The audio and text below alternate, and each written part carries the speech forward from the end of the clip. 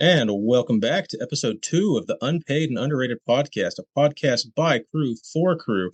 I'm one of your hosts, Big Keith, and I'm joined, as always, by my co-host here, Big Joey. As always, there's no flaw in that logic. Been here every time. Absolutely. Uh, and as well as our special crew guest this week, Big Jake. I would say, Or is it Beer Belly Lifts? Who's yeah, yeah. the actual one here today? No. Yeah, for anyone that wasn't here a few minutes ago, which you technically wouldn't have been, obviously, Big Damager was joining us in the chat, and then he got called away to the nuclear power plant for some emergency, so he's a little preoccupied now. I miss him. Well, I mean, we'll see him in July maybe. Uh, Jake, what are you drinking this week, buddy? Well, I had to get something special, so I got a buddy down in Iowa that he likes to bring me brewery beers from Decorah, Iowa. So this is a pseudo Sioux pale ale. Is So is Iowa Midwest? it's about as Midwest as I think you can get. I don't know if there's anywhere more Midwest, honestly. You know. I hope that didn't show up on camera. No one can see. It was just a ghost. Just a ghost. It's a second ghost sighting this month up in Canada. So yeah, I think this is pretty close to where Big Jen lives. So maybe she's had a pseudo Sue before. But Well, we can ask her shortly here. Possibly next Tuesday. Well, I'm only working half a day tomorrow, so you know what that means. Breaking out the old Mick Ultras.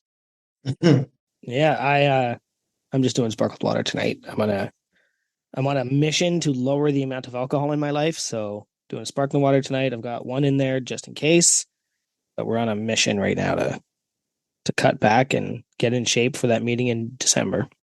Nice. Oh yeah. how many pounds do you have? I'm at one. I keep fluctuating between 169 and 171, and I want to get down to 165. No, sure. Yeah, like That's right. even just dropping creatine would help, but I think it would also screw up my recovery. So I think cutting alcohol, higher protein, little less sugar, it's hard for me to do less sugar. I do almost no sugar. So I think the beer would really make a difference. Yeah.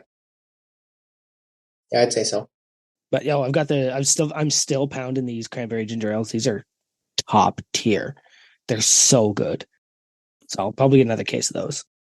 I'm so confused if you have something directly behind your head or if you have like a water marker on your Zoom, because there's an emblem right behind your head, and it's like crystal clear. Does anybody else recognize it? Do you recognize it? Oh, it's the Jaeger. That's the Jaeger symbol. It's right behind my headphone, and my headphone keeps making it kind of clear. Oh, okay. So it physically is there. It's yes. just it's blending in, and then it's because we all have Joey and I usually have our Zoom things blurred because we're in our bedrooms basically. That's been there since day one. I have so much that's stuff crazy from them that I got that. I got two of those actually. I gave one to my buddy. I got a hoodie from Jaeger. Got a bunch of like shot glasses and things like that. Like I just have a lot of fun with those guys. Yeah, I thought you had made a custom background that was just had this little perfect Jaeger behind him. Wouldn't that be so cool if I was that good at anything? Like that I could just like mess with you guys live live stream. What do you call that? Yeah. Yeah, I thought maybe you were going to bust out like your Jaeger lifting team logo on us, and that was the great. That's coming. That's coming. It's just you have to be at a slightly different angle because I've been looking at your face for 27 weeks and it's never had that pop in and out like that. It's just amusing. I'll go over here so you can see my zits instead of my Jaeger symbol. Someone mentioned perfect a little bit ago. So speaking of perfect, Big Jake's wearing what some consider to be the perfect blank. Do you want to tell people what you're wearing, buddy? I brought it out just for the boys because I knew this is highly sought after by the guys. Yes. Original cut, original blank, huge life. I did think after Grayson's brought out the first run OG logos last week, I was like, I wanted to bring it out and I tossed it on, and I think it's a medium. and Oh, wow. I wear You're two another X's. medium. Yeah, I was like, I asked my wife before I came up here, and I was like, "What do you think?" She's like, "Please do not wear that." And That's it's like, hysterical. yeah, just like screen printing on it is like so ripped up and shredded, and yeah, We'll have to it, before you go to bed tonight or something, have your wife take a picture of you in it, kind of like maybe flexing or something, just so we can throw that up on yeah, Instagram. Because you're probably you in a medium has got to be pretty, yeah, I can't it fit into a doesn't look medium right. anymore. uh, I'm rocking out the little Dark Side of the Moon shirt. I think I've worn this one in a minute, but it's a classic. Oh, we're gonna get canceled. Yeah, Some guy was reading John Q recently and discovered We're, that. we're too woke here. Well, I don't even remember what that was. We're gonna get to some Yeah, bullshit social media talk today, so let's save it for absolutely. that. I've just got the band tee, the blurry Buddy Light, and it was so funny. I wore this into. I'm a member at the local Pilots Legion, and just because they do some community work, and I like that shit. And I went in there the one day, and they were like, "Dude, you can't wear that here." Like we're so confused at how only that's blurry, but that's actually really funny. That is that's good awesome. stuff. Yeah, I almost wore the actual one, the uncensored one. Oh, Oh, Just yeah. everybody would hate you. That's the number one sought after. yeah, That might like if Tanner did just a crew only, like select crew, right? Like just sent it out. Like we're only doing a pre-order run of this, and didn't tell anybody other than like the people he trusted. He'd sell all of them. it's crazy that it is so sought after because I remember when like that whole situation went down and he was giving them away like to get rid of them. And like I had the original shirt, but then he was like, buy another shirt and I'll give you the tank tops. And he gave me I either have one or two of them. And then There was tank tops. he gave me like a stack of Yeah Buddy stickers that was probably it was like 50 stickers he sent to me. And I was like, oh, I guess we're really doing this, getting rid of all of these Yeah Buddies. But I have that sticker somewhere, actually, but oh yeah, I have. it like it's funny you're saying that because that was what got me in. I Yeah. saw the Yeah Buddy in the back of somebody's lifting video, and I was like, "That's the funniest thing I've ever seen. How do I get one of those?" Yeah, we had it. It was in a white tank top, I remember, with blue lettering. It was inverse, and because I custom dyed it so that because I didn't want like a wife beater looking tank top. Yeah. I I dyed it like a baby blue and had the dark blue lettering on it. And yeah, it's down in the closet still. Oh, the old days. Yeah. Well, speaking of the old days, let's resurrect one of our favorite little segments we have here. So I'm gonna dive right into a little supporting the members we've supported. So we're gonna show this out to to the Bairds, the big Tanner and his lovely wife. Welcome, they are fourth kid, young Cy. So welcome to the crew, Cy, Welcome, Si. Congrats, Tanner and Mary, and mainly Mary. Mary. But Mary mainly did all Mary. the Yeah, work. we do that every time because like Yeah. the crew is mostly the guys, and we're like, yeah, good work, guy that did half of it or none of it. I also want to harken back to some old great times that we didn't know we had while we had them. I want to say goodbye to Brian, J, R.I.P. Brian J 1008. We had you. We didn't appreciate you when you had you. So when we had you, so good luck in your future Rest endeavors. Best of luck in your life. I got such a kick out of that. I'm so glad we drug him. I loved when like 150 of us can just like rally around one cause and just make memes and bust balls for like 48 hours about some innocent fucker that like didn't even know what he was getting into, and it was just like, you schmuck, shouldn't have done that, buddy. And this goes to the next clown we should talk about. What you got his name here? You don't have his name here. Shit, where's it at? Fuck, thought I Cody, did. this dude No, yeah, it's Cody Zyke, I think, I believe. that decided to also leave a hateful comment from a locked account. And like, I've said this in certain ways, but I'm getting into big Mike Van Wyck territory here. I love my kids. Okay. I never want my kids to experience bullying from either side. I don't want my kids to be bullies. I don't want my kids to be bullied. But I think as a grown adult, if you make an Instagram account, you lock it down for the sole purpose of saying mean things to other people, you deserve to be bullied into oblivion. And that's it. That I have no sympathy for guys like that. Brian wasn't following Massonomics to begin with. Yeah, I didn't think he was. I couldn't, or if he was, it was a There's short. no way, because I've seen these people do this before. That's a standard copy and paste comment from these trolls. This Cody dude, like he's a bit of a big dude, but like, come on, man, you're not winning any competitions. I'll look up your name in open powerlifting and find fucking nothing. And like these guys, they just have these locked accounts, and Cody even unlocked his account after I called him out for it. So you did verify, because Joey isn't known for being accurate 100% of the time. So I do double check. When it comes to bullying idiots on Instagram, I am accurate. The first thing I did was, so I'll say, I wonder if that's a locked account in the Discord. Then I'll go to Instagram and look, and it was. Okay. That's when I went back to Discord and went, yeah, I'm like 100%. I'm batting 1,000 on these. And that's when I went and said to the dude, yeah, you're a locked account. No respect. No, I don't care about you. So he unlocked his account and then was like, it's not locked. It's not locked. Like, no, buddy, it was. And like I said, these guys, like, just, we know who you are. You're small, weak. Come find, like, if you're the type that you're going to message me now directly because you're listening to this and you're like, oh, yeah, buddy, I'll come find you. No, you won't. And that's the thing. They're locked accounts. They're cowards. They think they're bullies. And then the crew got a hold of you and bullied you. And in a way that wasn't like, we weren't attacking like your children or your life or anything like that. Like we literally just made memes about how sad we were that you left. And that's a bullying in its own right? Like, we're definitely bullies. That's the power dynamic part of bullying, right? Like if you have 30 small people bullying a big guy, it's still bullying because the 30 people have the power dynamic, and that's what that was. Mm-hmm. But we didn't have to do it in a way that like took him down. We didn't. So yeah, I have zero sympathy for guys like that. And you know what? The first thing I said to my wife, that Brian guy does that all the time. I promise you, I have no sympathy.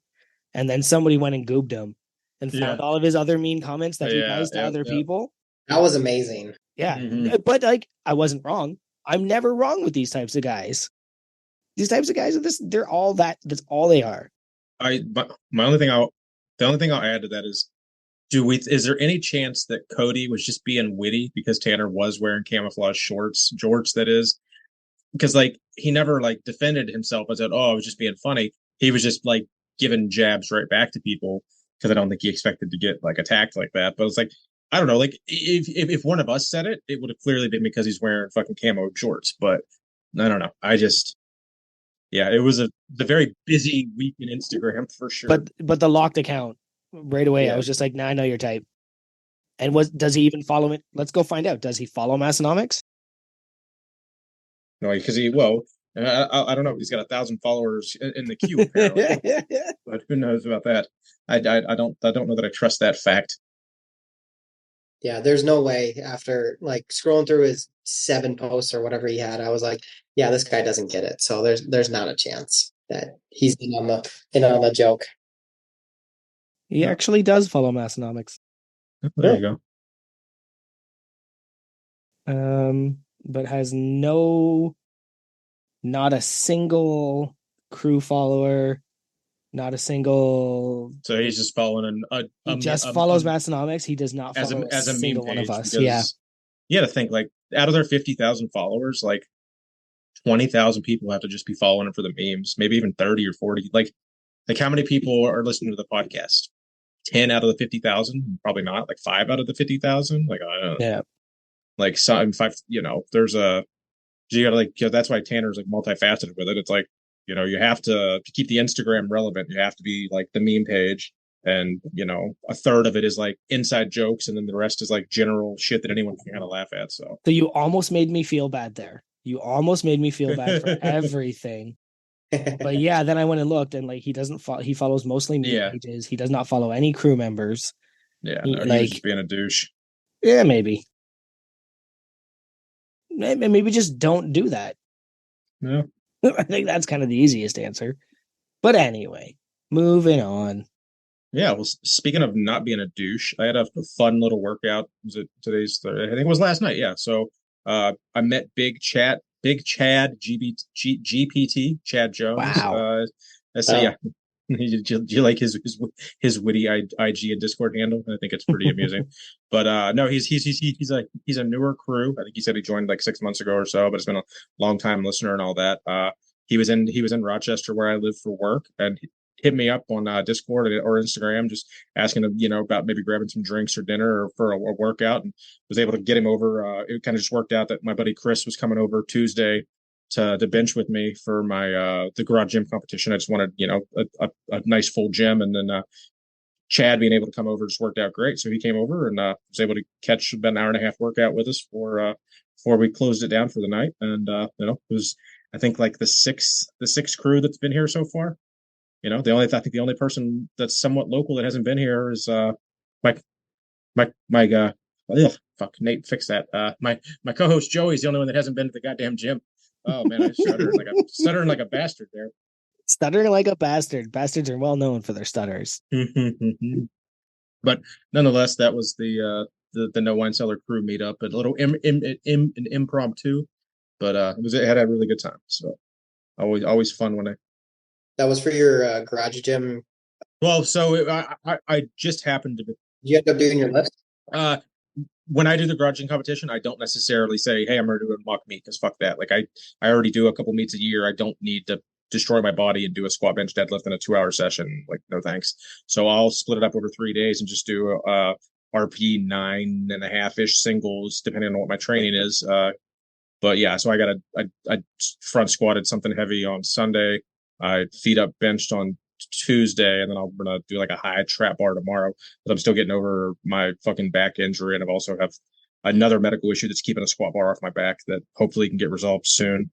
We'll see. So counter to that, I am doing a mock meet on Saturday at Steve's house. I am going to Nice. destroy my body 4 weeks out from my Yeah, meet. that's not.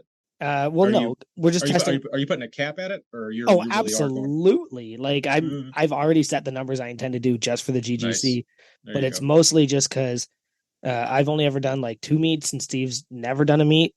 So we're just really going to get together, like test the cues, like have somebody actually like, because when I work out alone, Hmm. so I'm doing cues in my head, Yep. and I didn't know I double bounce, but apparently on bench I double bounce Oh a yeah, bit. they So get like you it's that. things like that that I think we're going to get together and just push like less than 80% each. Are you doing the same federation that you did your other meet at? Yes. Okay, so you're familiar with the rules because like different powerlifting federations, they all have Yep. different fucking commands. Like some you have to wait for a start command, and on bet, there's random shit that's different from federation to federation. So as long as you Yep. know the terminology and what to say, I'm pretty familiar with the WRPF up here, and that's just kind of there you what go.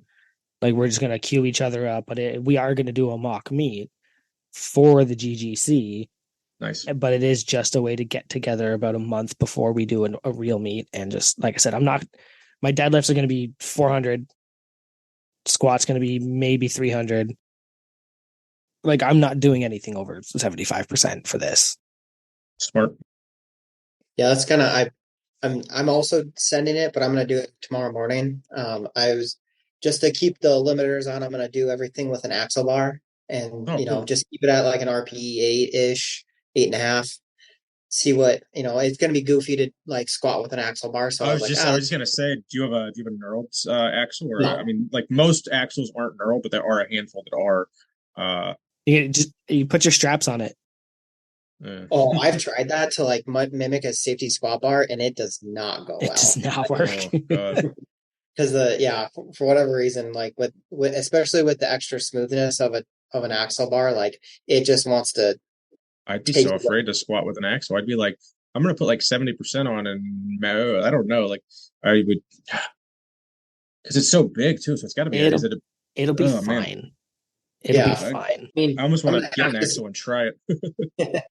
I'm gonna have to like squat like high bar with it. I don't think low bar is gonna work very well with it, but yeah, we'll send it. It'll be fine. Yeah, well, I'm looking forward to looking at that on Instagram tomorrow afternoon. That'd be cool to see. Just squat with your trap bar. Figure it out. Oh, like I could though. Like I could do like a yoke kind of. Like if I could get it properly set up, I could turn that into a. No, I want to do that because I've got one of those ones that's U shaped with the oh, built-in Mhm. jacks. Oh I yeah, could there's people that I could turn that like into a yoke kind yeah. of carry. Deadliest Lift has done a bunch of stuff like that the with Rep the Fitness one specifically has knurl on it, I think, so you can Mhm. use it as a camber bar. Yeah, Like, Hmm. yeah. It's round. Strongman, here we come. yeah, so we'll get into that a little bit later because we do have the director No, we of the won't. I didn't get an invitation. No, oh, it was invite only. Someone had mentioned it was invite, so I'm assuming. Well, we'll get into that. Let's get through the last couple segments where we get off because we'll end up fucking talking about that for a half hour and then have to circle back to this. So, we have a new segment. It's relatively new to us. I did come up with it. It is original to me. I reached out to some people and I said send me some stuff, and someone took me up on it. Not actually not really. One of the hosts randomly messaged me out of the blue and said, "There's something coming for you. Just keep an eye out for it, and you have to open it up on the podcast." So here goes nothing. So you I'm haven't even opening. seen this. No, my wife opened it up and then like resealed it just to make sure because it was Just to make sure it wasn't farts. well, no, dude, I've gotten so many packages from Amazon at my house the last week. It's my wife's birthday was this week, so my presents to her were coming in. My mom sends my wife's shit to me to wrap and give to her, and then my wife's been ordering a million things. So Joey's face is confused. We could have just left that at to make sure it wasn't farts. Can you open this package already? Oh Jesus! So what's this is a sack to sack segment from his sack to my sack. Let's see what this. It is an Amazon package. Bird. They're blue.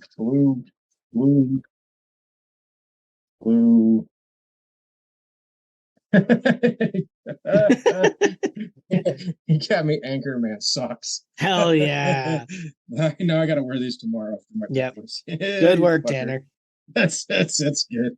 That's really good. I get it. That's funny. Good job. Thank you, Tanner. That's let me actually double check. Are they labeled left and right? Because that's been a topic of conversation here. I don't think there is. They're just they're No, because most normal socks aren't. 1 foot fits all. So that's cool. Appreciate that. Most normal socks are not labeled left and right. They're like they're like legit too. They got like the whole logo, the Anchorman, the Legend of Ron Burgundy, all that. So good stuff. I will wear these not proudly. Well, I don't know what the term for that is. Like begrudgingly, because I'm not gonna look at the gift horse in the mouth, but that might be a that's a good gift. That's awesome. All right. You got a couple things you added on here? Yeah, just two things I added. One I wanted to mention last week. You asked me when we were talking about ginger cats, about Murph's cats, Troy and Abed. Yes, they're both males. Gotcha. So I know we kind of like read the statistic that not all, but most are. Yeah, it was like 80%, I think, or something. I would challenge anybody listening to this, the roughly 150 to 250 people that listen to these podcasts. If you have a female ginger cat, let us know. Yeah, that'd be cool. Because I want to meet that cat. That'll be the next unpaid and underrated segment. I want to meet your cat. But I also wanted to pose another question to you guys that kind of like came from last week's episode of the raw fish and guac. So Big Ryan, Angry Monkey, he said something along the lines that like California rolls have avocado. So that kind of goes with raw fish. But I don't think avocado is guacamole. So what do you guys think of the idea that an ingredient equals the end result? I think my other argument to that is, does a California roll actually have raw fish in it? Ooh, some. I've had them with salmon. I think a California roll can have salmon or that fake crab in it. That's what I was thinking was the crab, and usually if it's crab meat, at least it's either the imitation or it's the fake, and so that's where I was like, does that change it? You know?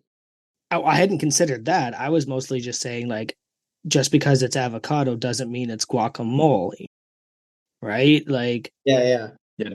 if I'm holding hops and barley in one hand, I can't shove them in my mouth and get beer. yeah. That logic is foolproof to me. I see no flaws in it. And the avocado versus guac, I would agree that because like I would I can put oh man that's tough, but yes, I have like the stuff I would do with an avocado I wouldn't necessarily do with guacamole. Like I'll just Yeah. we'll eat some sliced up avocado with like chicken breast and stuff. Whereas I mean it actually wouldn't be. I mean I would definitely dip some chicken in some guacamole, but the guacamole is way too much effort to make. It isn't though, but guacamole, it's pronounced guacamole, has like salt and pepper, and I'll put cayenne with mine and some lime juice, and you gotta it up and like mix and like all that. But it creates a different texture and a different flavor, and rather than a slice of avocado.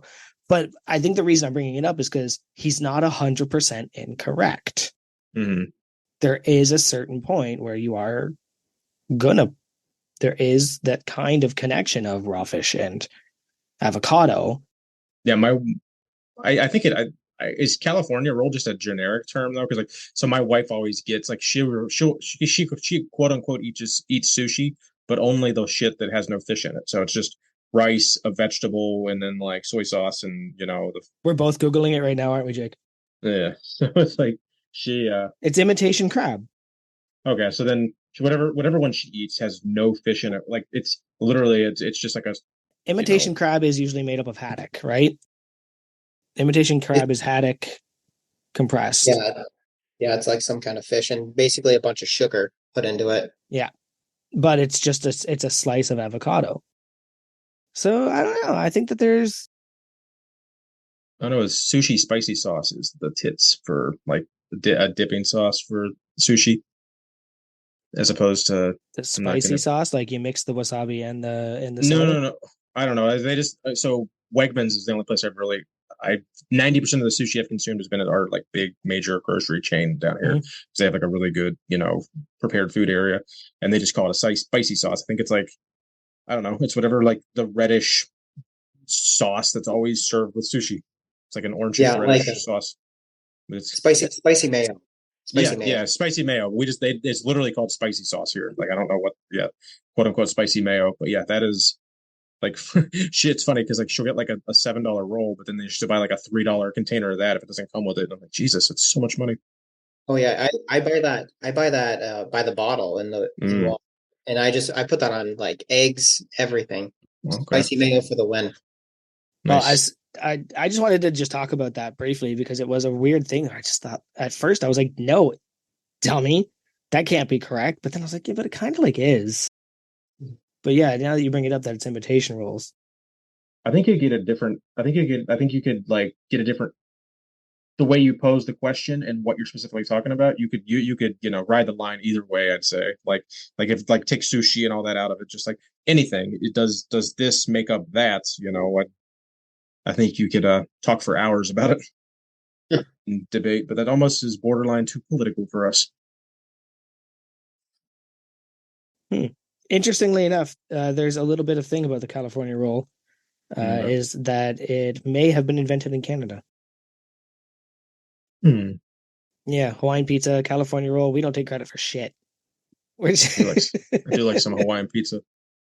yeah, there's a little bit of like malarkey on there about like at the same time a bunch of different chefs said they invented it, all within like 30 days of each other. Hmm. And one of them was Canadian. Interesting. Interesting. Why we're on Hawaiian pizza? What's everyone's quick little side tangent? Because I have a very strong stance on it. Pineapple belongs on pizza, and if I don't care if you think it doesn't, it in my opinion it absolutely does. Sometimes, not I don't want pineapple on my pizza 24/7, but a third of the time I have pizza, if you throw some pineapple on there, I'm happy. Jake, go ahead. Oh yeah. My stance on this is pretty strong. That if you the people that don't think it belongs on pizza, they make it their personality. And if you care so strongly about something like that, you got to go worry about other things in your life. If someone's putting pineapple Go on your pizza, deadlift. Be happy. yeah, like, touch grass, like you're fine. Okay, so this is a thing my wife and I talk about a lot. I like my pizza as I like my pepperoni and cheese, maybe a little chicken, maybe some olives. If you're going to start creating a pizza salad where you just toss ingredients on bread and sauce and call it a pizza, that's also fine. But like, don't pretend it's a pizza. Like I could say that pineapple is more pizza than chicken. Like I You don't know. could, right? But again, I'm down. Like when she orders Hawaiian pizza, I eat it, but I would never go out of Gotcha. my way to order Hawaiian pizza. I gotcha. I ate a shawarma pizza last week. They And like the Indian food stuff, right? shawarma is more Middle East. It's Okay, yeah. yeah, it's a shaved chicken, and they put the hot sauce and the white sauce, and it's. But I'm not gonna sit there and go, this is like, great Italian pizza. Like I'm not gonna pretend it's it usually really is. cheap because they serve it as like an appetizer for like $7. I've had it before like that. It's fucking delicious. But like, yeah, like my favorite pizza is a margarita. There's no meat, right? It's sauce, buffalo mozzarella, fresh basil, fresh tomatoes. That is the best pizza. And if somebody can make that and not screw it up, you should trust their pizza making skills. But I'm never going to order pineapple on a pizza. I'm never going to go out of my way unless somebody else in the party wants it. So I have a place near me that you can basically go and get like think like Chipotle Subway, just like made to order your way kind of pizza though. So like I can literally pick every single ingredient I want and it's ready in like 8 minutes. Like a big brick oven. It's like it's you stand in line. You pretty much by the time you pay for it, it's like borderline getting cut up and ready to go. And I always put a little bit of pineapple on that, and always having to have go a little bit crispy because it's like all the toppings are free as long as you don't like even if you go double meat it's only like a couple bucks extra or something. So I love being able to just get like a super bougie extra pizza there. But yeah, like I'm cool with I'm give me pepperoni and cheese all day. But people I think it only brought it up because someone sent me something with pineapple in it the other day and it just got me on a whole tangent of like there's so many people that like Jake said they literally make it their personality that pineapple does not belong on pizza. But I also will pose this question: what about pineapple on like a chicken sandwich or a burger? Because I'm a huge fan of that as well. Pineapple on burgers is top fucking tier, bud. Here's what you do. You take a little coffee grounds, okay? Take a little brown sugar and a little bit of hot sauce, and you coat a ring of pineapple. You grill that shit. Then you eat it on a burger. Mm, mm. Gonna have to get one of those soon. Absolutely. That sounds fantastic. All right. Well, I could talk about this all week, but let's go ahead and move into let's you guys want to rate last week's episode of the Massonomics podcast, the Sure. sister podcast. Yeah. Okay. Well, someone go first because I'm for some reason drawing a blank with the no, it was so someone will say what it was. Well, what the hell was it? Feigenbaum. I Feigenbaum. Yeah. yeah. So The other doctor. Yeah. The kind of interesting but less funny doctor. I've got a pretty decent like long term like he's one of the first. So I think I've been on Instagram since like I don't know 15 or 16 maybe even 17 like somewhere in that realm. But he was one of the first guys that popped up. I think and I followed. I'm pretty sure it was on like Mark Bell's podcast and I just assimilated to him from there possibly. Who? But yeah his big thing was he was a huge Instagram live guy. He would do Instagram lives like literally 2 or 3 a day, shirtless, like making his eggs every day. So like that was my first experience with him was just him being shirtless, cooking, doing like a 20-minute Instagram live like a couple times a day. And I would just like, that was like no one does Instagram like very seldom does someone do an Instagram live anymore. And if it is, it's no one that I want to fucking interact with and like spend my time wasting away. But like for some reason I just always caught myself there was like a year span there, like probably 5 or 6 years ago, and it was just funny because he was just the shirtless doctor, and like I think that's the only thing I even knew him as. But it was always it was cool to have him. He's a very intelligent guy. I liked a lot of the car talk, so since it was Massonomics related, go ahead and give it a 5 out of 5 JDs. Can we just talk about how Keith had to say twice that it was really important to him that Jordan was shirtless in those live videos? Mhm. That was the key to keeping him there was, cooking shirtless. That's gonna get me. But like cooking eggs shirtless is nothing. Cooking bacon shirtless, Yeah. like that's Conan. It's Conan levels of bravery. Um, I Because I'll fully admit you guys like to laugh that I haven't heard of anybody till they're on the podcast. But I actually do think I listened to the last episode with that guy and then also forgot who he was. And I don't know if that's indicative of who he is or who I am. But when they was like, "Oh, this is your second time on the podcast," I was like, "Bullshit!" I went and looked up, and I'd listened to that episode. So I think that he came across really fun. Um, Maybe he got it more than he did the first time, right? Because like I kind of remembered more about him this time than I did the last time. But usually that it's when they get on there and they don't know who Massenomics is. I don't know. I don't remember.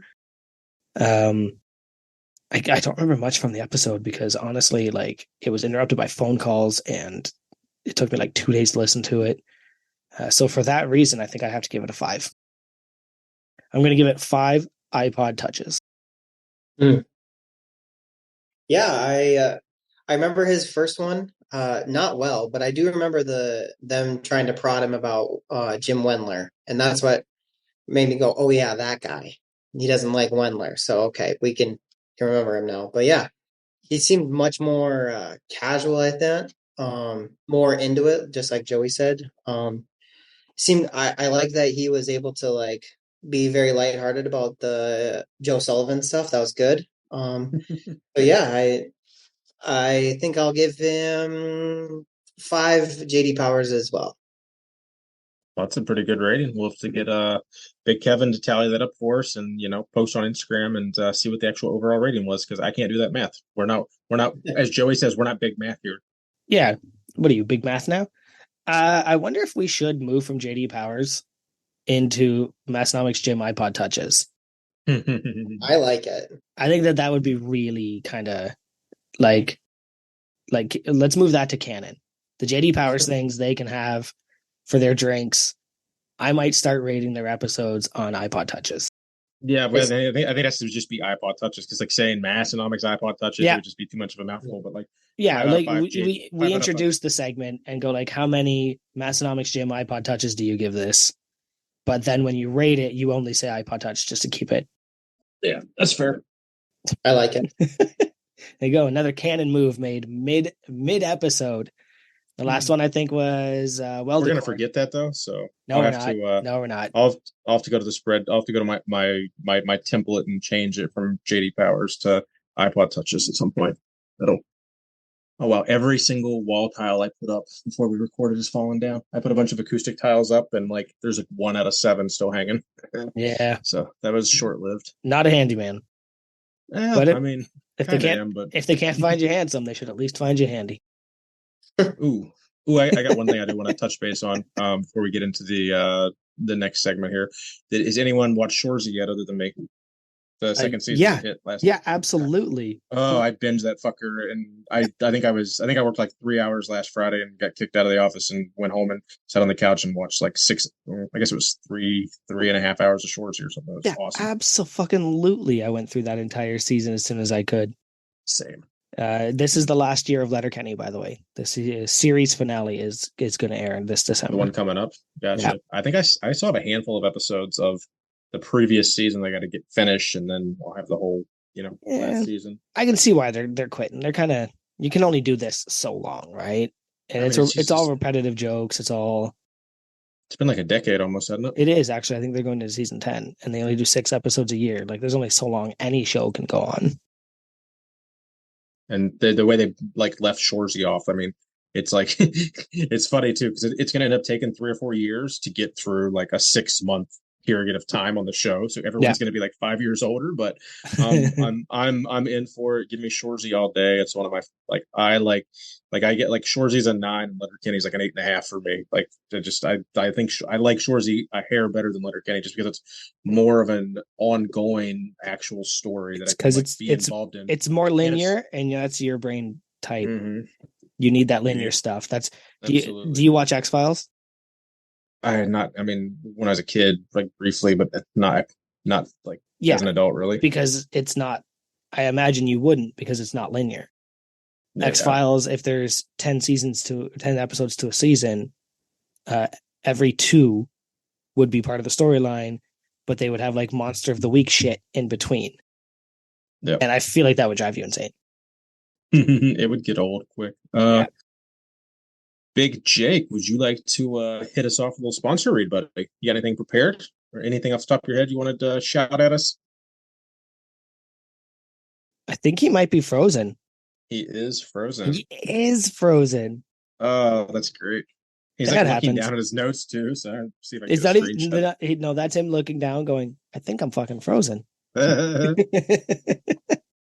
So Tanner's got 4 kids, dude. What is it like? It's a lot of kids. But he's got the house to I bet every kid's got it. Every kid has a bedroom, and then there's probably still at least one extra bedroom, depending on what you count the basement at. Like And a if the whole recorded fulfillment center. He's got yeah, an if the entire fulfillment center is a fulfillment bedroom, center. yeah. Well, I'm curious. Like that's a big house, so I'd imagine it's at least a 4 or 5 bedroom. You'd think so. Every kid's probably there's probably no one bunking up just yet. No, unless you need to find room for Mary's cactuses. Yeah, well, I mean, I don't know how many are left after Big Eddie kicked the shit out of them there at in July. I hope he catches up and listens to this because I love giving him a jab about that. Can you do a meme of Stone Cold stomping somebody in the corner of the ring, and then just like Big Eddie and then Mary's cactuses? That really was like I know I've said it like the exact same thing, but it was just so funny because Eddie wouldn't hurt a fly, Yeah. and here he is like just oh, it's so funny. X, but let me see if Jake is talking to He's Instagram. coming in Oh, right there he now. is. Perfect. Golden. He's golden, Grams. There he is. Welcome back, sir. You're good. Just getting to you for the sponsor read whenever you're as long as your connection's good. If you wanted to hit us off with a little ad read. Yeah, I feel like Keith right now. That was embarrassing. I'm so sorry. I got a jab in at me. That was fucked up, man. True though. What am I, Big Keith? Yeah, man. This Wi-Fi antenna thing I got a couple weeks ago. I think I've only been. You've only told me I froze once, and I never froze on my end because I still heard you guys the whole time. So I'm batting 1,000 since I got this antenna. Yeah, mine like completely like Zoom crashed, like went away, and I was like sitting there going like, what the hell do I do? Like, Yeah, that's about the face we said you froze on too. We don't need to hit, and it's gonna. The recording's just gonna. We don't need to hit record again or anything, right? It's just gonna pick right back up. Yeah. All right. Cool. All right, you want to do your ad read, my friend? yeah. So my ad read for our sponsor this week is a little what do you call it, Joey? The when a wrestler does like a promo. Yep, Oh, that'll be a promo. Yeah. So my little promo today is for the Massonomics Lift Hard, Live Easy Classic numero 2. So, are you interested in watching big giant men and women lift giant and incredible weights? Well, you probably should have watched the American Pro like 2 weeks ago. But if you're interested in watching average sized men and women lift slightly above average weights, maybe you should come watch the Massonomics Lift Hard, Live Easy Classic number 2 happening in Aberdeen, South Dakota. And if you're even more so inclined because you yourself are an average sized man or woman lifting slightly above average weights, you should join the Discord crew so that you get first dibs at joining up for that powerlifting meet coming in July. And that's all I got for the ad read Well today. done. Appreciate that, buddy. Always like when we get a nice, quick hitting ad read. That's always good for us. Can you let them know how to join? Oh, if you gotta ask, you haven't been following Instagram long enough. If you gotta ask, you just gotta figure it out. You guys are big kids out there, and I think you'll be able to do this. Find that supporting membership page on the website. Click that $3 a month button or more if you want. But that's what we recommend. And one last thing, the only thing that really matters is when you sign up for the Juggernaut, just make sure you do it on the app, not the website. Absolutely. Yeah, most importantly. Yeah, Yeah, and tell them unpaid underrated sent you. yeah, Yeah, absolutely. Yeah, there we go. Code they would unpaid. like that. All right. Want to kick out all the riffraff, get our guest on now that we can dive right in an Yeah, hour later? is Damager still in there? Because if he is, we do got to kick his ass out. No, he's gone. I don't want to hear it. I don't want to spoil it for anybody. Yeah, All let's get him out and see if the guest is ready. right. Big Jake, is that you? It is I. I'm here. Hey, welcome to the unpaid and underrated. Yeah. I Keep love when going. people's when is that actually like is it just that someone said it here or does someone say it on the sister podcast? Because like you're like the third or fourth guy that has said it is I. Like, am I missing where that like what's the origin story on that? Or is it just like is it just canon now because someone said it? Because I feel like you're not even in like the fifth or sixth person that said it. It's a many a crew has said it, and it just caught me off guard tonight for some reason. I don't know why. It's probably just in my brain because this like I have been listening, but I like didn't start listening until the Lift Hard Live Easy Hmm. Classic in July. So I'm like trying to catch up on all the past ones, and I probably listened to legitimately no lie. I probably listened to 6 episodes of this week alone, three Nice. today. So I was like, I probably heard it at least once or twice. Did you listen on like 1.5 or anything, or was it all at regular playtime? Oh, I listen on 1.7 because Okay, that's pretty yeah. quick. I'm understandable at that speed. There's a few points where I mean, you start talking about traffic where it gets a little heinous, but you know, other than that, I can handle it. Nice. I love it. I love it. I do feel like in general, if I'm wrong, people let me know. I feel like I'm talking 10-ish% slower than I did like the first 10 episodes. Like I it's not I'm not consciously having to do it anymore, but I do just feel that I'm talking a hair slow enough that it's not as noticeable. But if I am, I'm not going to change at this point. So fuck Oh, you. honestly, when I first jumped on this Zoom recording, I was like, oh my God, this is what they actually sound like because I was going at 1.7 speed. Oh yeah, yeah, yeah, yeah. Like we're not chipmunks. Yeah, it's like coming through like molasses right now. It's yeah. That's funny. That's hysterical. Somebody saying Keith speaks slow. Love it. That is good stuff. Yeah, that might be a first. Yeah, you've lowered your Uh, tempo in the past 300 episodes. yeah, I feel like I did good. So Big Jake, you touched on it earlier about some of the shirts you had gotten when you were a kid with Tanner and all that. So just in general, what brought you to Massonomics? I think I have a little bit of a understanding, but let the world know how you were first introduced to the gym, Tanner, Tommy, podcast, all that. Let's hear it.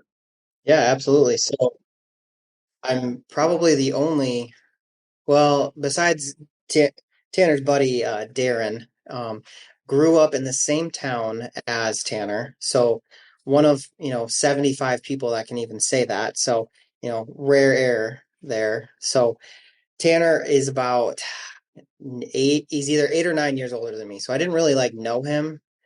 He was like a friend of my uncle's growing up. But then like when I was in high school, like that's when they started doing first started doing like strongmans.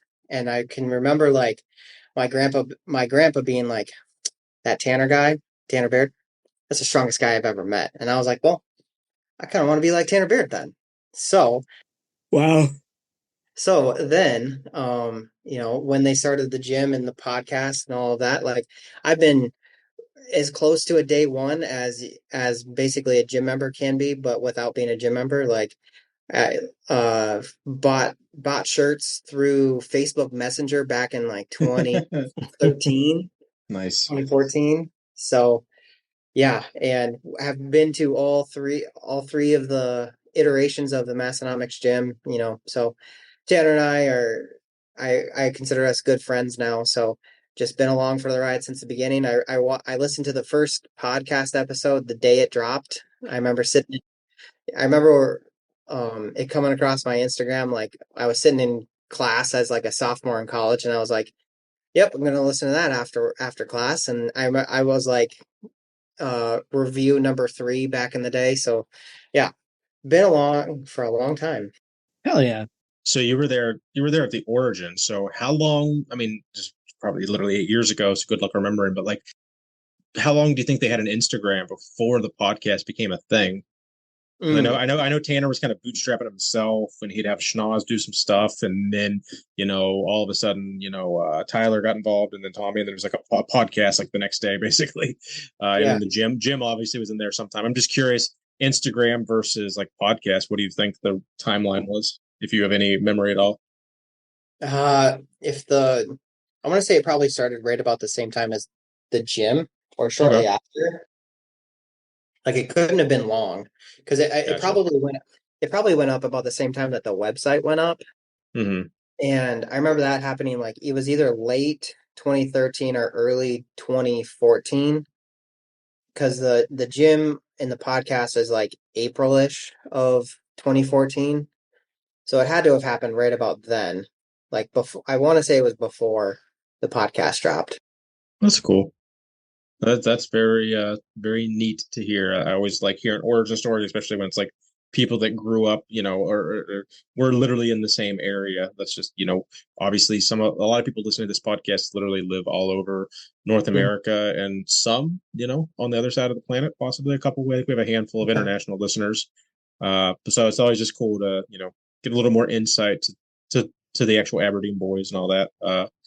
So, someone who's been around for a long time, what's one piece of Massonomics merch that you wish you had gotten that you missed out on?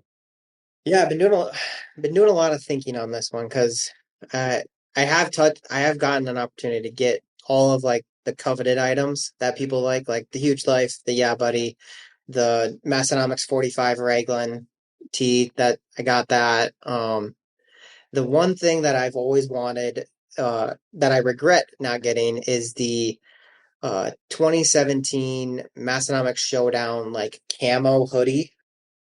It had like an eagle on it in the logo, and I really thought it was cool. I just like I don't know. I was too cheap because I was like a junior in college at that point, and I was like, $40 for a sweatshirt. That's I don't That's know. what a hoodie, a hoodie that would cost you like $70 today, probably. So Yeah, Yeah. it's not. exactly. And all they did was take somebody else's hoodie and put their own logo on it and charge more. Yeah, it's crazy. I can't believe they did that. But the one shirt that I do want, and I've prodded Tanner since day one, is to he has a like a one of one like black Massonomic shirt with the red logo, and I've thought like the one that they posted The yeah, the guy screen. the fucked up one that's got like Yeah, 30 of the prints on it. Yeah, yeah, yeah. Like I've asked him for that since 2014. Like he would wear it, be like, please, can you just run it? Like give us an actual run of it. And he's never listened to me on it, but it's still one I'm holding out for. I mean, if you really are adamant, you can probably circumvent them. I mean, not that we want to do that and take away from the boys' source of income, but like literally just take a screenshot of the Massonomics logo, go to any screen printer in the world and say, print this on a black shirt for me, please. In red, red logo, black shirt. But Yeah, the thought then you, had crossed, but I yeah, but then you just have to Venmo Tanner like $30 so on top of yeah. buying the shirt yourself. Yeah, and then you got to pay the entire crew wolf back No, yeah. because you can't have a black shirt with a red logo on it without letting them in on it. See, there people would buy it. Exactly. All right, I did take it. Like I actually had time to look through some of these notes. Oh, Uh, I appreciate that. I mean, it's a little bit of time here. Sometimes it's hard. Yeah. It's hard. When you posted your Instagram story of like podcast prep is hard, and I was like, you mother, like, Oh yeah, and I was out having a like smoke. I was like, But fuck you. I was like, why do you think I'm I just, had? Why do you think I had my phone open? Because I oh was yeah, it's reading like your notes. I gotcha. I get it's just so much like right now. I'll give people a little peek behind the curtain. It's funny. Like I've Big Jen, next week's guest, she had me Facebook message like 5 people, and they all got back to me like 3 or 4 days ago, and I can't bring myself to open that yet because I'm like I don't want to be like I don't want to have other information in my head right now. Like and I need to focus on Jake's episode. I want to have all that stuff fresh. So like literally tomorrow I'll open up like 6 unread messages from Big Jen's friends And, I start building it. It's funny. Like I just in the back of my head, it's like, oh, I need to get to that, but I don't want to open it until I'm done with Jake. Yeah, you guys really need to get some unpaid interns for your unpaid intern podcast. We got one right now. Yeah, we have one, two, Well, two. Well, is I Nate guess our intern or are we his? Nate is literally more important than us. So I know. Nate is part of the pod. Nate, the producer. Nate is the third co-host. He just is only going to be on. He's, by the end of the year, he'll be on 2 episodes probably. So, Yeah. Nate's on as many episodes as he wants to be on. Nate could come on literally every week, and this could be a 3-man show. But then we'd have a 4-hour podcast every week. So I don't think anyone wants that. But anytime Nate wants to be on the podcast, he knows he has an open invitation. But Nate is very busy. We're lucky that Nate actually produces the podcast for us, but he has an open invite. Same with Big Matt. All right, welcome anytime, man. We've been trying to get you, and you're just not showing up. It's open invitation, bud.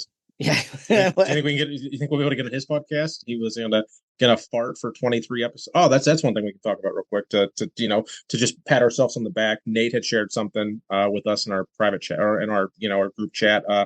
Was it 1% of it? Only 1% of podcasts make it 22 episodes, 21 episodes, 20 episodes, something in that realm. Like 9. That's one I didn't believe. 90% of podcasts don't make it past the first one. Like, really? Like, yeah, that's all made up. 9. That's a made up stat. It's all made up stats. Nonetheless, we're 1%ers. We're on episode 26, 27, somewhere in that world, depending on how you're counting.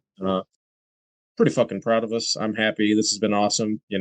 I'd love for this to last another few years until we run out of crew, but that's up to you guys. If you guys won't come on the episodes, we can't have a podcast. So, actually, here's a good time. If you're listening to this and you want to be on the podcast, give the unpaid and underrated Instagram a DM, give Keith a DM, give Joey a DM. Well, no, not Joey, because he'll forget to tell me, and it won't make it to the spreadsheet. So, fuck your spreadsheets. I'll just tell you. That's fine. Reach out to someone, and we'll get you in the queue for being on the episode. So I'm gonna remind you we have a guest. So Jakey, I know. Yep. Jakey Poo. What's it like running the Lift Hard, Live Easy Strongman show? As of right now, I like the Jakey Poo. That's nice. The Strongman show. Stressful, but just because, there are a few Discord crew members that are very demanding on dates and times and flights. They're got a high expectation. Events. They probably want their events well in advance too.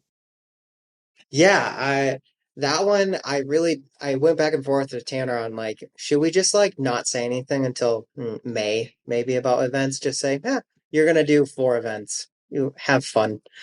But ultimately we decided on, letting them know 10 months in advance. A pretty good idea of things. But yeah, so far it's going pretty good. We have 13 or 14 officially signed up for it out of our 20 cap. Waiting on a few more to get officially registered, pay their dues. Because that's really what's holding us back from opening up the powerlifting one. So I saw that question posed in the Discord of when is the powerlifting. It was me that posed that because it was. Yeah, I know. Yeah, I'm gonna miss if I'm at work doing Black Friday shit and I can't look at my phone for 10 hours. I can't just turn to a customer and be like, "You hold on, I got a thing to sign up for," right? So I might miss it. I might miss it for a whole day. I really tried. I asked Tanner, and he said, "Just tell him sometime in November." And I was like, "Yeah, Mm-hmm, that's what we're hoping for." Yeah, that's helpful. It's fucking November now. There's 28 more days, fucker. Now, just to clarify, the Strongman was invitation only, right? Well, so what we did was we posted a pre-registration in the Discord, and out of the 20 to 30 people that filled out that pre-registration, we narrowed it down to about 20 people that we sent out invites to fill up 4 different classes.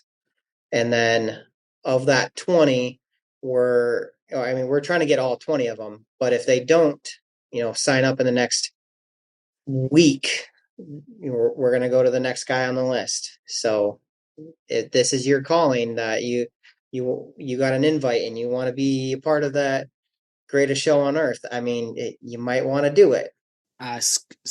Big Hot was encouraging me. I think Big Scans was encouraging me, but I missed the pre-registration.